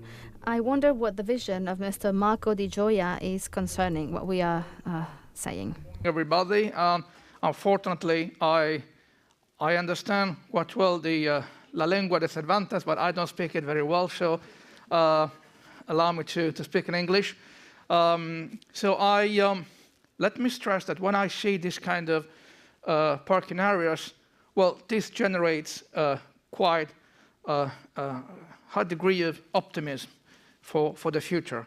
The safe and secure parking areas, well-equipped parking areas are essential to allow road haulers and drivers to deliver goods to citizens to the benefit of real economy and society. I would like to stress how the expectation from our side, operator side, is that the presence of these parking areas should be an unavoidable, I would like to stress this, unavoidable obligation for all public authorities. If you go back a bit to history, the caravanserais in the trade routes between East and West were essential. And the policymakers of the time, they felt this need, so they provided all the financial means to build this and to allow the road haulers of the time, the merchants, to benefit the real economy and society of the time. An avoidable obligation, not only from an infrastructural standpoint, but also from a social legislation standpoint, we should bear in mind that, for instance, driving time service periods and even the tachograph legislation in the EU are falling under the social legislation classification rather than technical legislation. So if we want drivers and operators to comply, to be able to comply with EU social rules, we need to have the right infrastructure in place. So that's an important element I would like to bring to the table. I heard many times that, okay, there is wide awareness that it is a long way to go, despite the progress. I would like to add, it is a long way to go, but we need to act quickly. At present, we have more than 400,000 drivers missing in the EU, and everybody has seen what happened in UK with the shortage of drivers impacting the supply chains, the society, and so on. We need to act as soon as possible. One of the biggest challenges for transport sector, unfortunately, we are experiencing a kind of perfect storm. We had COVID before, we are still having COVID. Now we have the unbearable increase of energy prices. We have the shortage of drivers, so if we want those companies to keep contributing to society and economy, we need to put them in the condition to do so. So the shortage of drivers is an extremely complex issue. There are many elements which has generated this and many possible solutions, but one of them is definitely the provision of sufficient, well-equipped, safe and secure parking areas. As you might know, transport workers has been defined on many occasions by the European Commission, by the Council of the EU, as essential workers. It would be good to have the same official definition for parking areas, essential infrastructure for essential workers, transport workers. Again, this is something we need to work on, increasing the public perception of the importance of this kind of infrastructure. Another key point is, of course, the issue of encouraging road transport operators and drivers to use safe and secure parking areas. I mean, have been around in the Brussels bubble for years and years, and this issue of the parking areas has been all the time mentioned and described in Brussels. But let me say that for the first time, I'm now seeing a real action from a legislative perspective in the mobility package. The fact that we are having now, hopefully, standards which are going to be supporting of the sector. The fact that we have a clear classification. We will need, of course, a harmonized auditing process. Audit process must be professional, correct, must be done properly, so we also trust that this will be the case. We have harmonization of standards, audit, but we need to work on the promotion, on the encouragement to drivers and operators. What could we do? For instance, a couple of ideas in collective agreements at the national member state level, making sure that all those companies relying upon and paying, I mean, unfortunately, we live in a real world where money is important, and paying for safe and secure parking areas may get, for instance, kind of reimbursement for the allowances for drivers, or maybe a favorable taxation for those paying more for properly equipped safe and secure parking areas. That's, for instance, one idea which we could rely upon for the encouragement of the use of those areas. Of course, there is the need of more public investments at the national and member state level. The European Commission, the European Union has adopted the CEF, and I'm happy to see the reference of the CEF in the panel behind. But of course, much more can be done. Unfortunately, again, there is still a lack of, in terms of quantity, apart from the quality, infrastructure there. We need to build much more. We also understand that the priority will be given to a number of projects, not only new infrastructure, but also upgrading existing ones along the TEN-T axis. We get that. That's a priority. We need to start from somewhere. But at the same time, we need to be reminded that in a number of member states, a kind of consistent traffic flows is as well beyond TEN-T network, even in non-motorway roads infrastructure. For instance, in Italy is one example, but in Spain as well. So we should not forget also what is behind the TEN-T infrastructure in order to make sure that operators, again, will be able to comply with EU rules, to have a place where to rest according to the legislation, and also to be able to rely on services, making the profession much more attractive, attracting younger people, and hopefully with the changing of the mentality in the United States, the truck driver is considered a kind of hero, while in Europe, unfortunately, we cannot deny that the image is a bad image.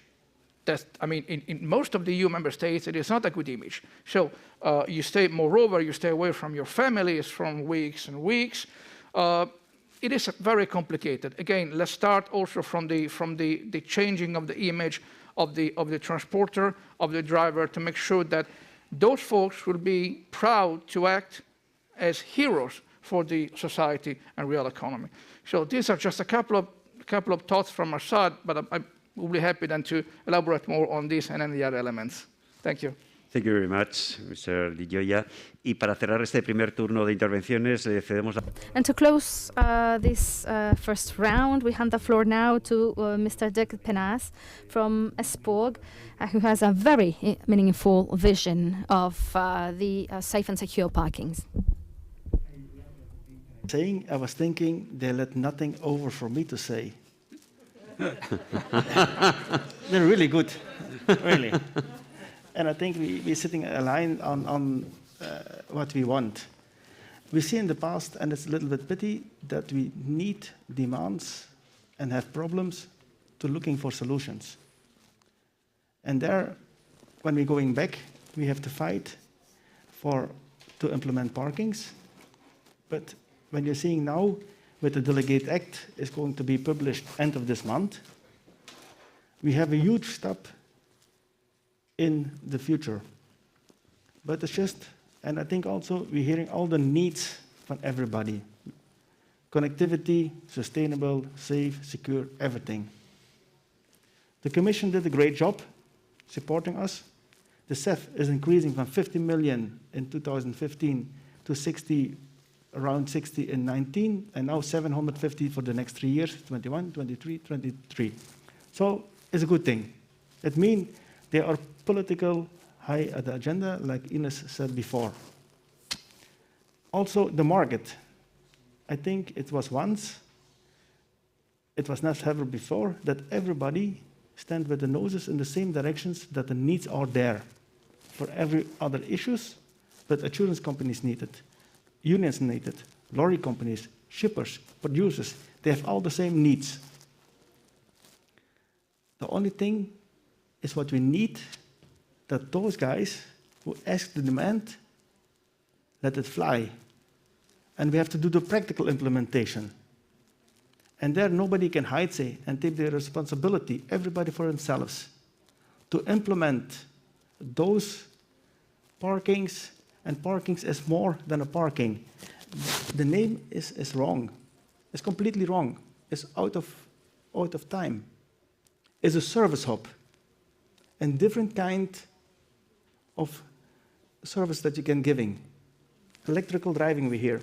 We have also the Lecan drivers. We have also hydrogen. We have a lot of issues that we're connecting in the logistic with the parking. But I'm asking that we take our responsibility and don't put the finger to somebody else, do it. No. Everybody have to stand up and take the responsibility to implement it. And I think that's the real work have to start. To implement all those things together, to find solutions for all the needs that there are in the market. And I think this example is something like this. We have to accept that you can create a business case. You don't only can say the authorities have to build everything. It's not going to work. Also, the private company is going to invest. But you need a return of investment case that everybody wants to invest in those things. And I think when everybody takes the responsibility, we can solve it. It's going to take time. It's not for today and tomorrow. But we have to go, and we have to also think on other solutions. It's not only to build a parking. You see it here, there was very fast, 2 years, from 19 until now. But to build a new parking takes time. To upgrade, it's going faster. But we need also to look to other solutions. The drivers, at the end, they want to eat, I always saying, at the evening, at home, with the wife, with the potatoes. So there we have to also find other solutions, that you're driving in your driving times from point to point, and that you, how do you say it, that you make an exchange from loads or trailers, that you can say, guys, where we have to find the 400,000 guys. And I think that the freight and the transport is increasing. So at the end, we need more than 400,000. At the moment, we need 400,000. But when the freight increase, we need more than that. We have autonomous driving, we have a lot of things. So we have a lot of work to do. There's a lot of work to do, it's obvious. Hay muchísimo trabajo por hacer, pero Yes, a lot of work to do, but as was mentioned here, I think that in this first round we've seen that the diagnosis of needs and challenges is shared by all of us. You all see the weaknesses and the strengths that face the truck parking centers. And from the European Union, we were seeing 3 key elements in order to ensure that these comprehensive transport centers would answer the needs of the sector. One of them was, of course, safety and security, and then services. You were mentioning it. It's not just a parking, it's much more than that.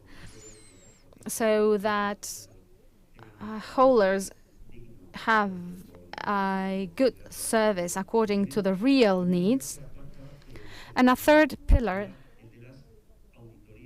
were the independent external audits that will effectively validate the quality standards existing in each and every center. Do you agree on this vision of the European Union? These are 3 key elements, and there are many more that you mentioned, of course, but are these the keys of success for the future? Oh, absolutely. I always like to give people an example.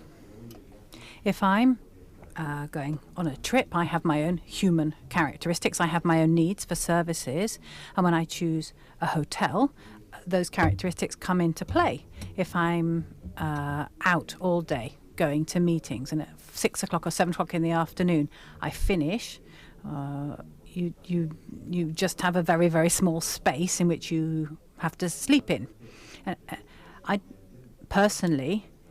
I like to be able to be comfortable. I don't like to have a carpet in my hotel room. I like to have a wooden floor. There's lots of different personal preferences. So as a driver, you need to know what you're letting yourself in for, what you can expect in relation to different services and safety as well. It's not just a case of feeling physically safe and not having someone attack you or attack your freight. It has to do with hygiene. It has to do with health. It has to do with the food available. And so the standards needed to be linked to all of these different aspects, which I always define as the characteristics of the users of the service centres, because it's the users that are going to define the functionality for all of society, which is what the European Union is focusing on. If the end user becomes loyal and goes back time and time again to the same facility, they become the prescribers are the users. They're the ones who are going to determine. And I think if we take the users into account, then we will be successful in this specific diagnosis that is being carried out. So, yes, any of the other 3 can also. Please go ahead. It's going brighter than that. It has to be a European concept. And as an organization, we see different member states. And the mentality is different. There we have to also to synchronize everybody, that they have the same vision. Are you coming from Romania, of Poland, of UK, whatever, it don't matter. And the big picture is also that you're connecting it with intermodality, because it starts somewhere and it ends somewhere. And it's not only on a parking of a factory, you have also intermodality and cross-border. And I think there we have to look that that every small puzzle is fitting in the big picture. And there we have to also to look through. It's not only one small picture, no. The CEF is starting to see how we can build the parking. Okay, now for the CEF application, when you're writing the application, you have to see how it's fitting in the system. It makes no sense when the parking is not fitting in the system. I think that's also a very important key point. A global vision. Yeah, you have ports, you have rail terminals, you have a lot of things. It's starting somewhere, and the problem starting not only on the parking and with the driver, the chain is much bigger, and the problems are much bigger than that. So therefore we have to also invite other parties to look and to hear and to see what are your problems. And like Per said, we as parkings, we have to listen to our customers and building an ecosystem. And an ecosystem can always work when the whole chain is connected. When one part is cut, it's not going to fly. So that's important in our point of view. Yeah, one or two comments from our side. So following up on Dirk's remark, I would say the creation of an ecosystem is key here to make sure that all the actors of the supply chain and the society are play their part. For instance, again, we are talking about transport operators, but also logistical operators, ports, and so on.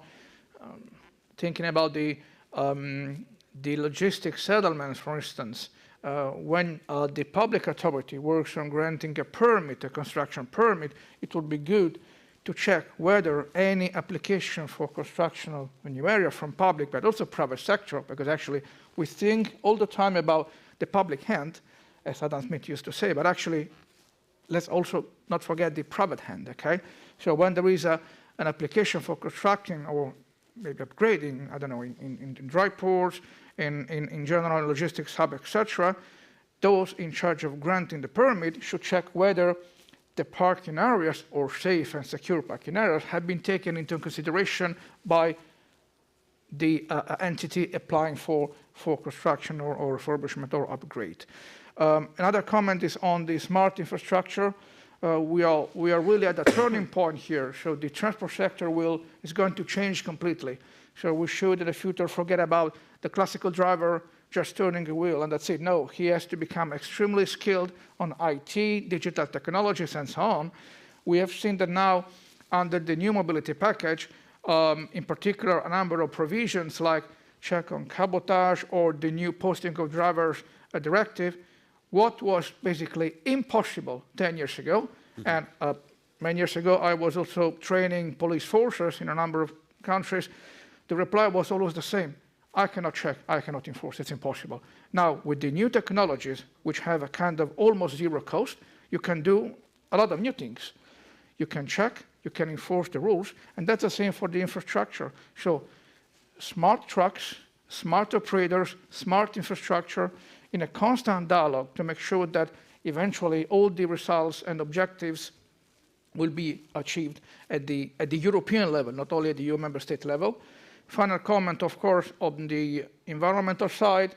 We have seen that on the basis of the crisis we're facing, a number of targets of the EU Green Deal may be put into question in terms of realistic approach.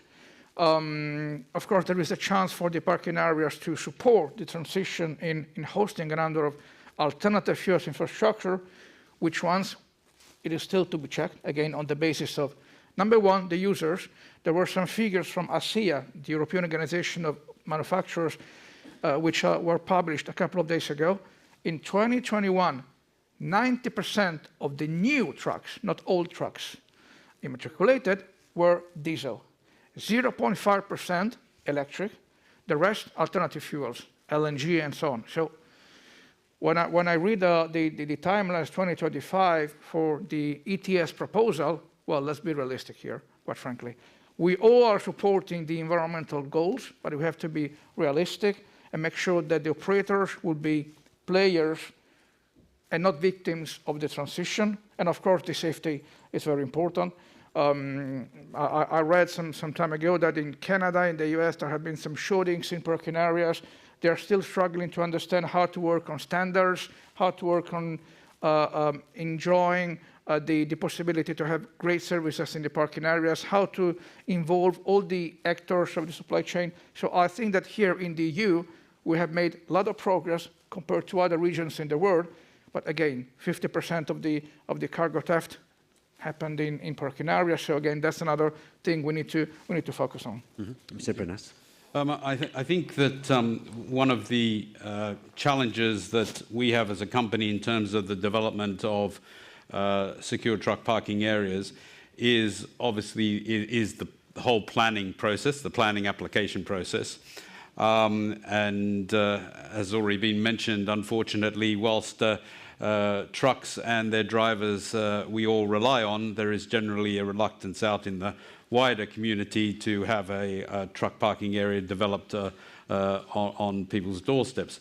But what is a little bit frustrating from our perspective is that very often local municipal councils will grant planning approval for the development of an industrial zone that will involve a transport and logistics hub, warehousing, etc., but no provision is made for actually parking areas.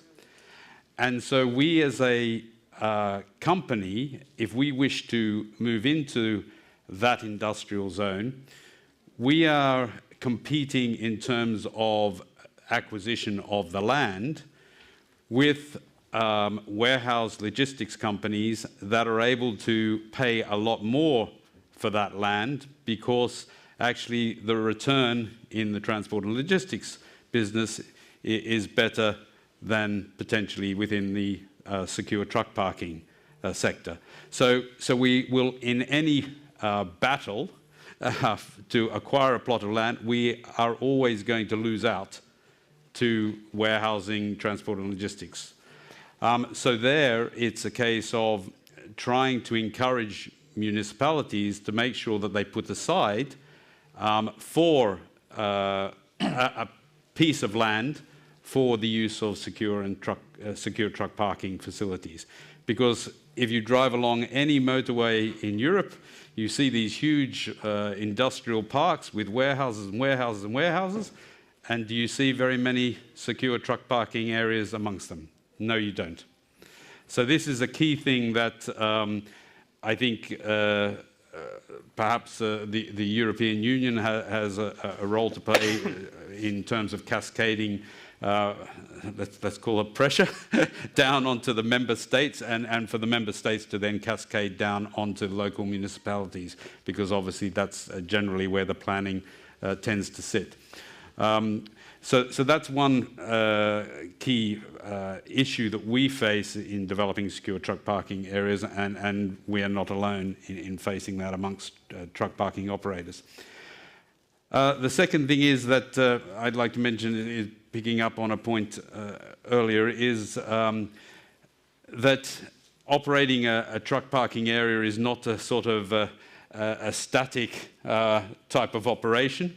We are constantly having to evolve to changes in the sector, whether that's alternative fuels like the provision of LNG and in the future hydrogen or electric, which of course all comes at a cost. And that cost has to be retrieved through a revenue stream. And so there is a challenge in terms of what transport companies are prepared to pay for secure truck parking, given the tight margins that exist within the transport sector.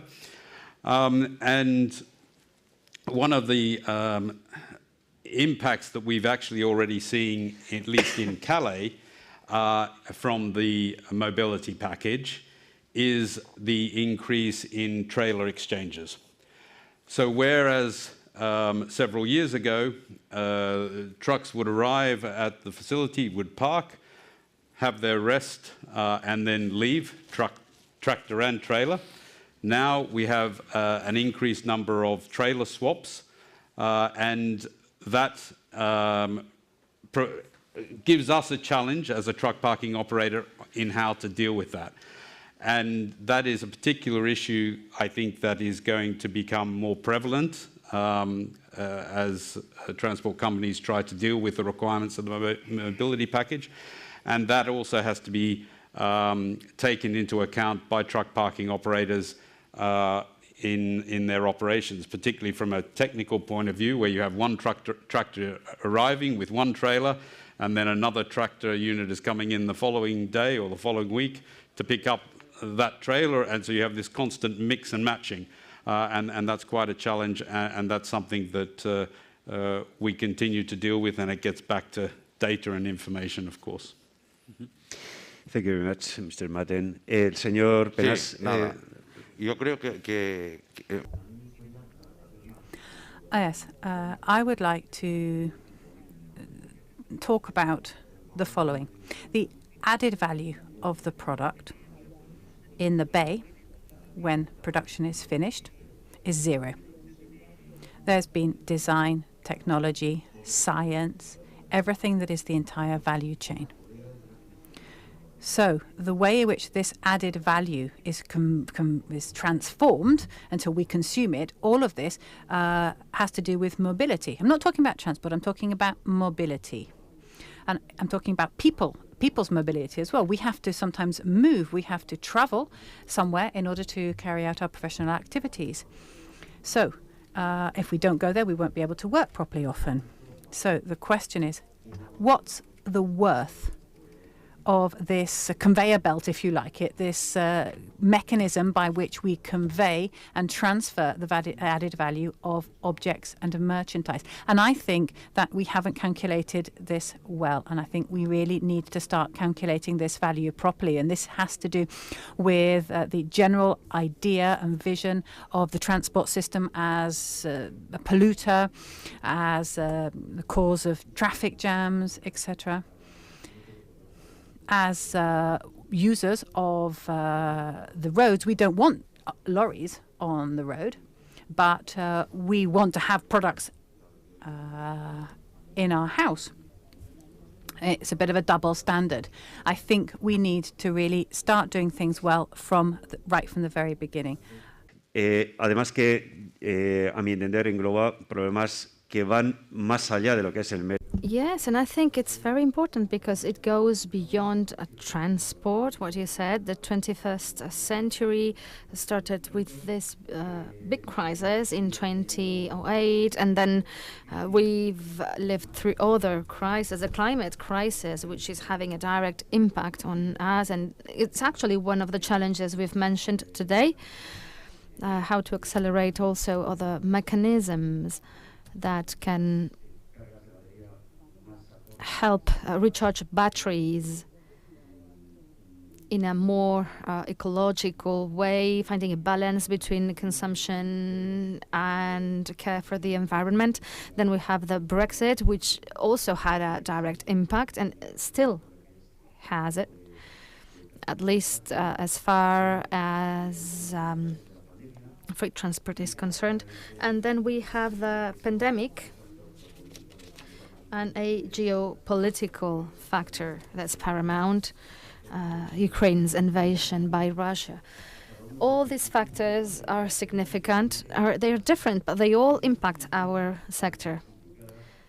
So how do you see future in these complicated circumstances? I mean, you've already talked about it a little bit, but what do you think could be the best action lines that could help this sector breathe and add value? And also, how can we help dignify the image of drivers? Maybe we can start on the other side now. Let us say PPP, private-public cooperation together.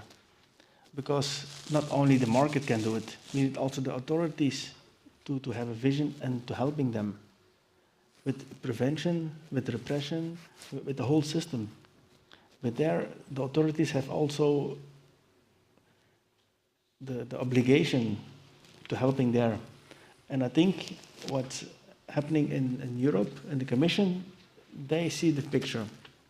But it has to come down to a community level. And they have the will to understand it, how we can build an ecosystem. And there we have a lack on connectivity between those echelons that the communities, when it's going over ground or authorizations to build, the vision when you're building an area, when they're making a factory to produce something, they need to have a vision. And they do all their own thing.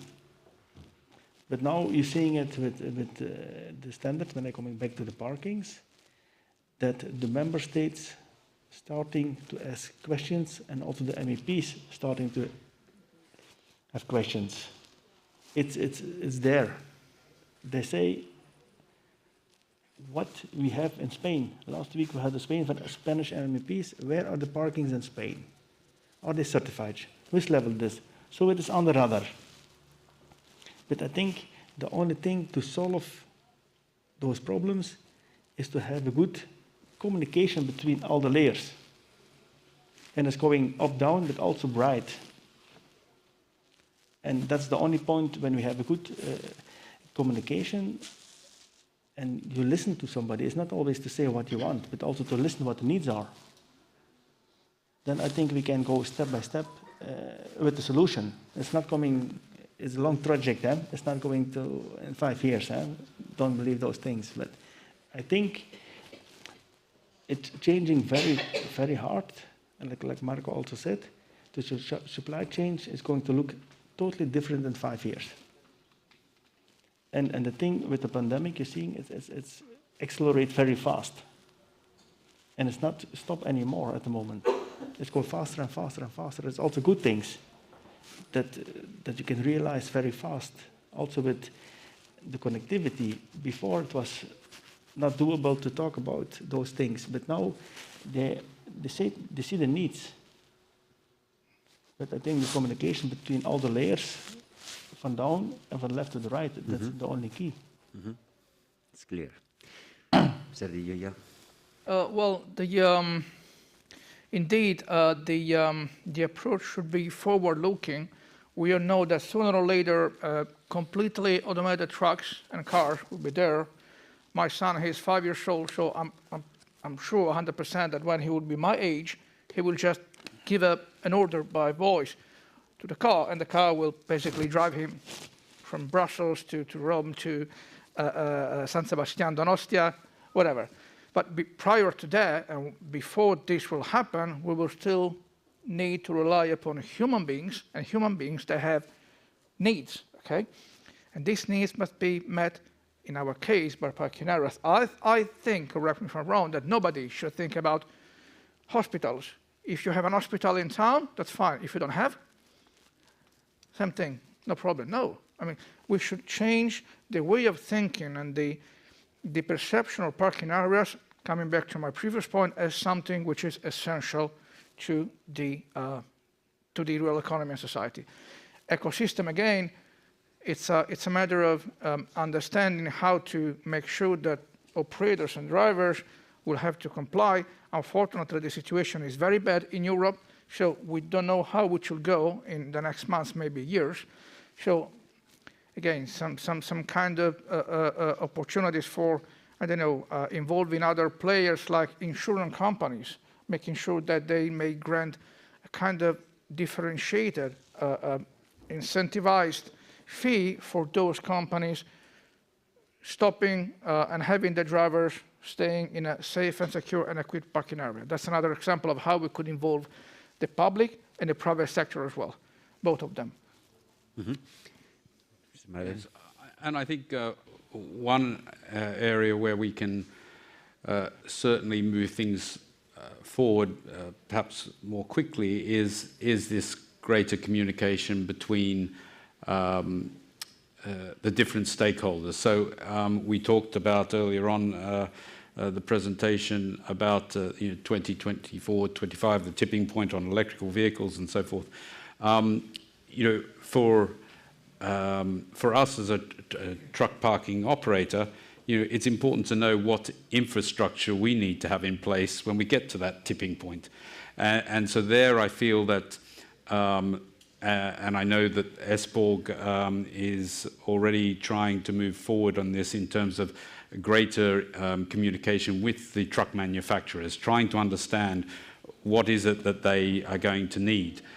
So there, I think it's starting to happen, this greater intercommunication between the stakeholders, because I mean that is absolutely key, because there's no point, and we've seen it with LNG.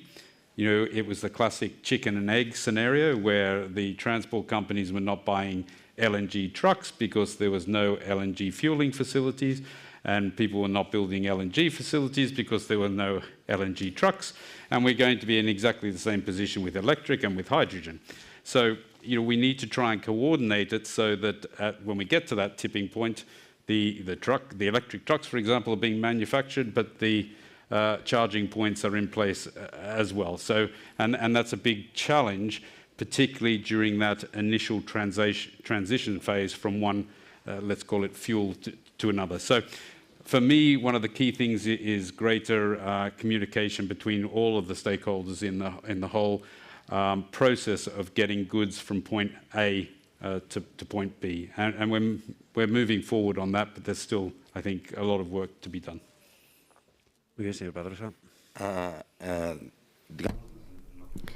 Yes, in the question, the question was a little bit related to the negative effect that can have the collective image, the pandemic, the invasion of Ukraine, etc. All the circumstances in which we live as a society and the challenges we have ahead of us as far as climate change is concerned, etc. It's about interpreting a historical graph. If we see it in a period of 10 years, well, the scenario is not good. But if we enlarge it and have a look at it in 150 years, we see that the slope only goes up. So to the first question, we should say, well, what's our vision concerning what can happen in the future? It's positive. Why? Because more things will be done, because society must improve, because progress and social well-being is something we'll never renounce to. And no matter how many inflection points or tipping points we have, we won't stop working for this. So the transport sector will keep existing, and we'll have to adapt differently and see how to get over these challenges. Now, from the starting point in which we are now, where there seems to be a certain consensus on how these infrastructures must be and what their goals are, in 10 years' time, we shouldn't be sitting here again with a diaspora where this flexibility has made each of us create a different space, a different center, because then the private beast we all have inside, who searches for efficiency, might want to simply create more and more services. So I think that what we are doing is sending a message of unity, flexibility, yes, but also unity, where we feel comfortable, but not we. When I say we, I mean our users, our society. And we must not go beyond what the market is asking for. And when we realize that we cannot go further, even if the market asks for this and that, and if we see it's too expensive and it's not feasible, then we shouldn't go beyond that line.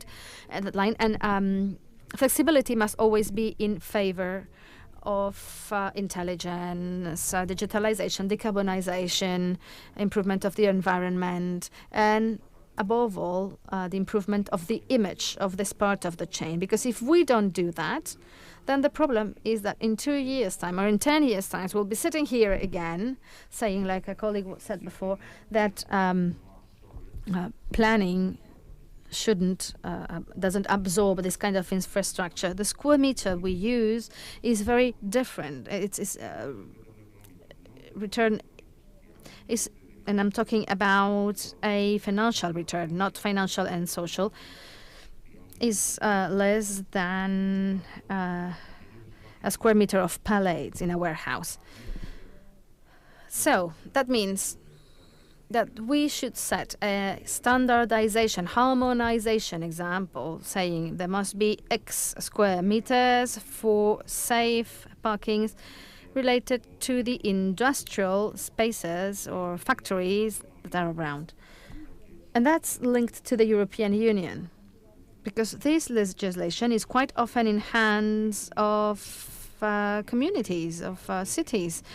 And then we get to the regional level, and then we get to states, and from states we get to Europe.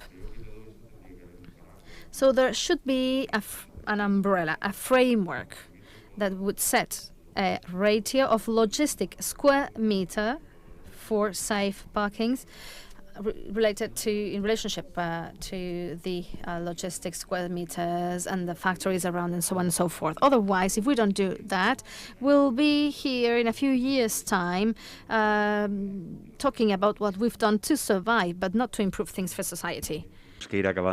So we need to wrap up now, and we're going to do that by asking for a couple of questions from our audience. Lady has a roving mic. If anybody would like to ask any of our participants a question, now would be the time to do so. Seguro que en su mente tienen. I'm sure you've got lots of questions rattling around in your heads. Luis, I think Luis has a question. So we'll just hear the question and then close the roundtable debate. Enhorabuena a todos. Congratulations to all of you. Thank you for your ideas. They're very valuable. So to carry on from what Mr. Padrosa was saying, this assessment of the social, environmental and financial impact of the system, well, I'd like to congratulate you on your project. When we started to think about this centre just a couple of years ago, since that time, you have carried out an analysis of all of these impact factors. So my question is the following. Mr. Madden, and well, all of you in general, were talking about beyond the benefit for the transport chain, what other benefits can we use as arguments when we're talking to mayors, for example? What are the benefits? So what are the arguments that we can use? So what are the benefits of this over and beyond the benefits for the transport system? So give us arguments in our dealings with mayors, please. Well, I think one of the key issues that we have in relation to trying to put forward the case for the development of secure truck parking in areas in locations where there is a high level of traffic, one of the key things actually...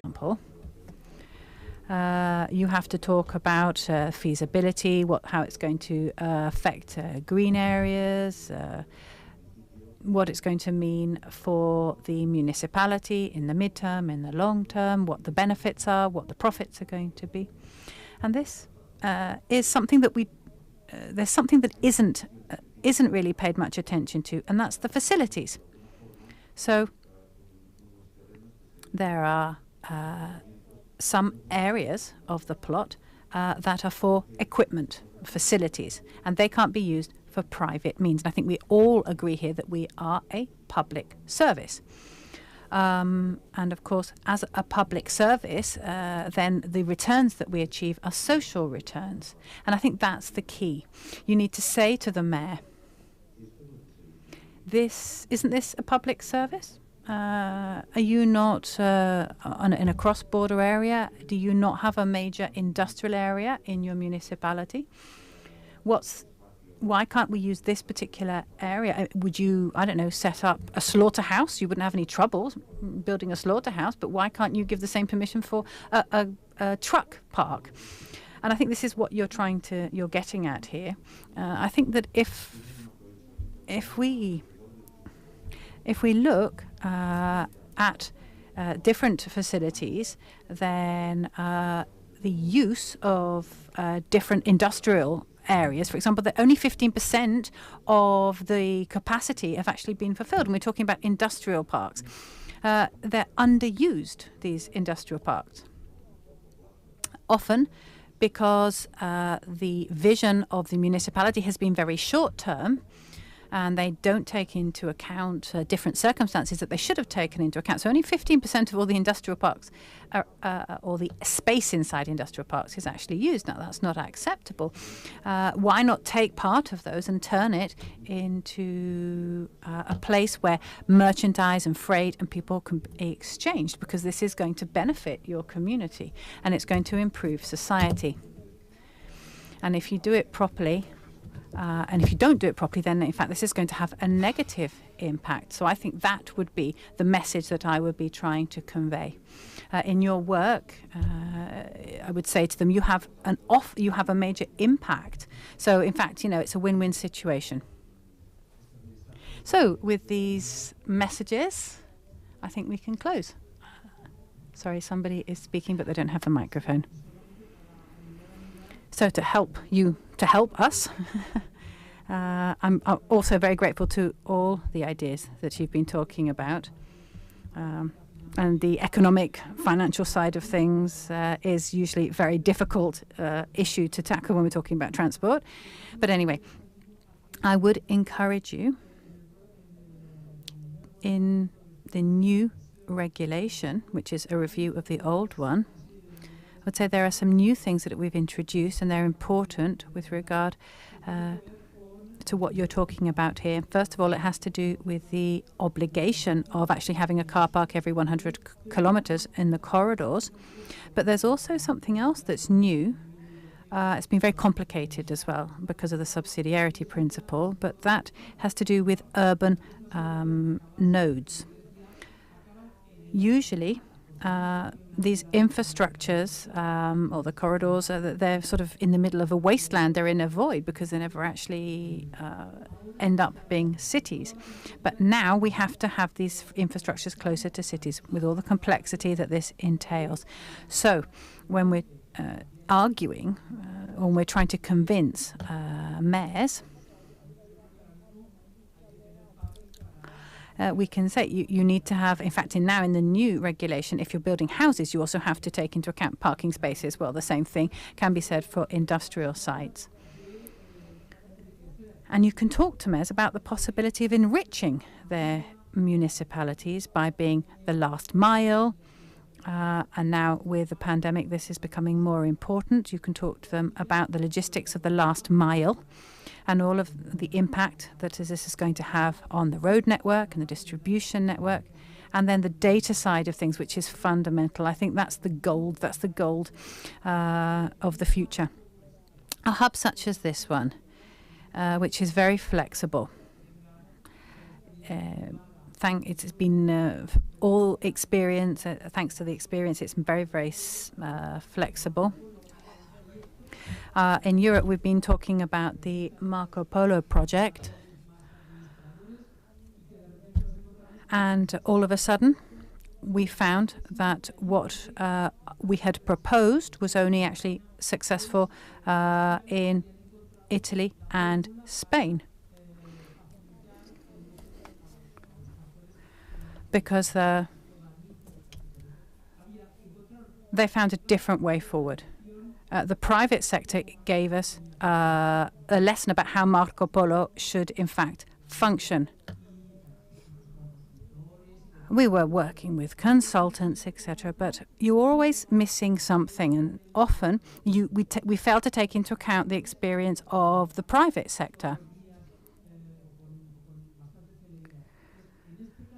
So in this case, it's fundamental for these car parks, these parking spaces, such as this one, which is fantastic and magnificent. They need to incorporate the flexibility of those who design it, because they are the ones who understand how demands change day by day. And secondly, they need to have the ability to manage data, because the flow of vehicles going through a place like this, which is a cross-border place, very complex, very close to an urban center, with so much density of flow and exchanges, as here in the province of Gipuzkoa, I think it's a treasure trove of data to improve everything that you're doing. Everything that you're doing and everything that the Gipuzkoa Provincial Council is doing as well. It's a luxury. You're a treasure trove of data. It's fantastic to have you here. And I think that any mayor or any councillor, regional councillor, provincial councillor, should be over the moon to have something like this in their municipality, so that they have this degree of flexibility. And sometimes there's a bit of a difficult relationship between the private sphere and the administration. So this ability to cooperate at a European level and at a local level and a provincial level, I think it's a fantastic principle. It's an excellent principle. So I'm hoping that what I've just said helps you, because certainly everything that you have said helps me. Well, thank you very, very much. We do have to close here. If you have any further questions, you'll have to ask our speakers individually, because we're running a little bit late. So first of all, well, just to finish, I would like to say thank you from the bottom of my heart to all our speakers. They have carried out a fantastic analysis. They have made proposals about what we need to do in the future, and I think they've really hit the nail on the head. I think this is going to be the keys. These are going to be the keys to our success. And of course, opens up this opportunity to sort of help each other, which is wonderful. We can help each other on the way. And I'm sure that this will have not a second part, but a third and a fourth part as well. And I hope that they will continue to have a fruitful relationship. And I think that this is definitely guaranteed. So, ladies and gentlemen, that's all from me. Thank you all very, very much for being here today. And on behalf of the Gipuzkoa Provincial Council and its public partner, Bidegi, thank you very much for coming here today. And I hope we will continue to remain in contact in the future. So I wish you a very pleasant day.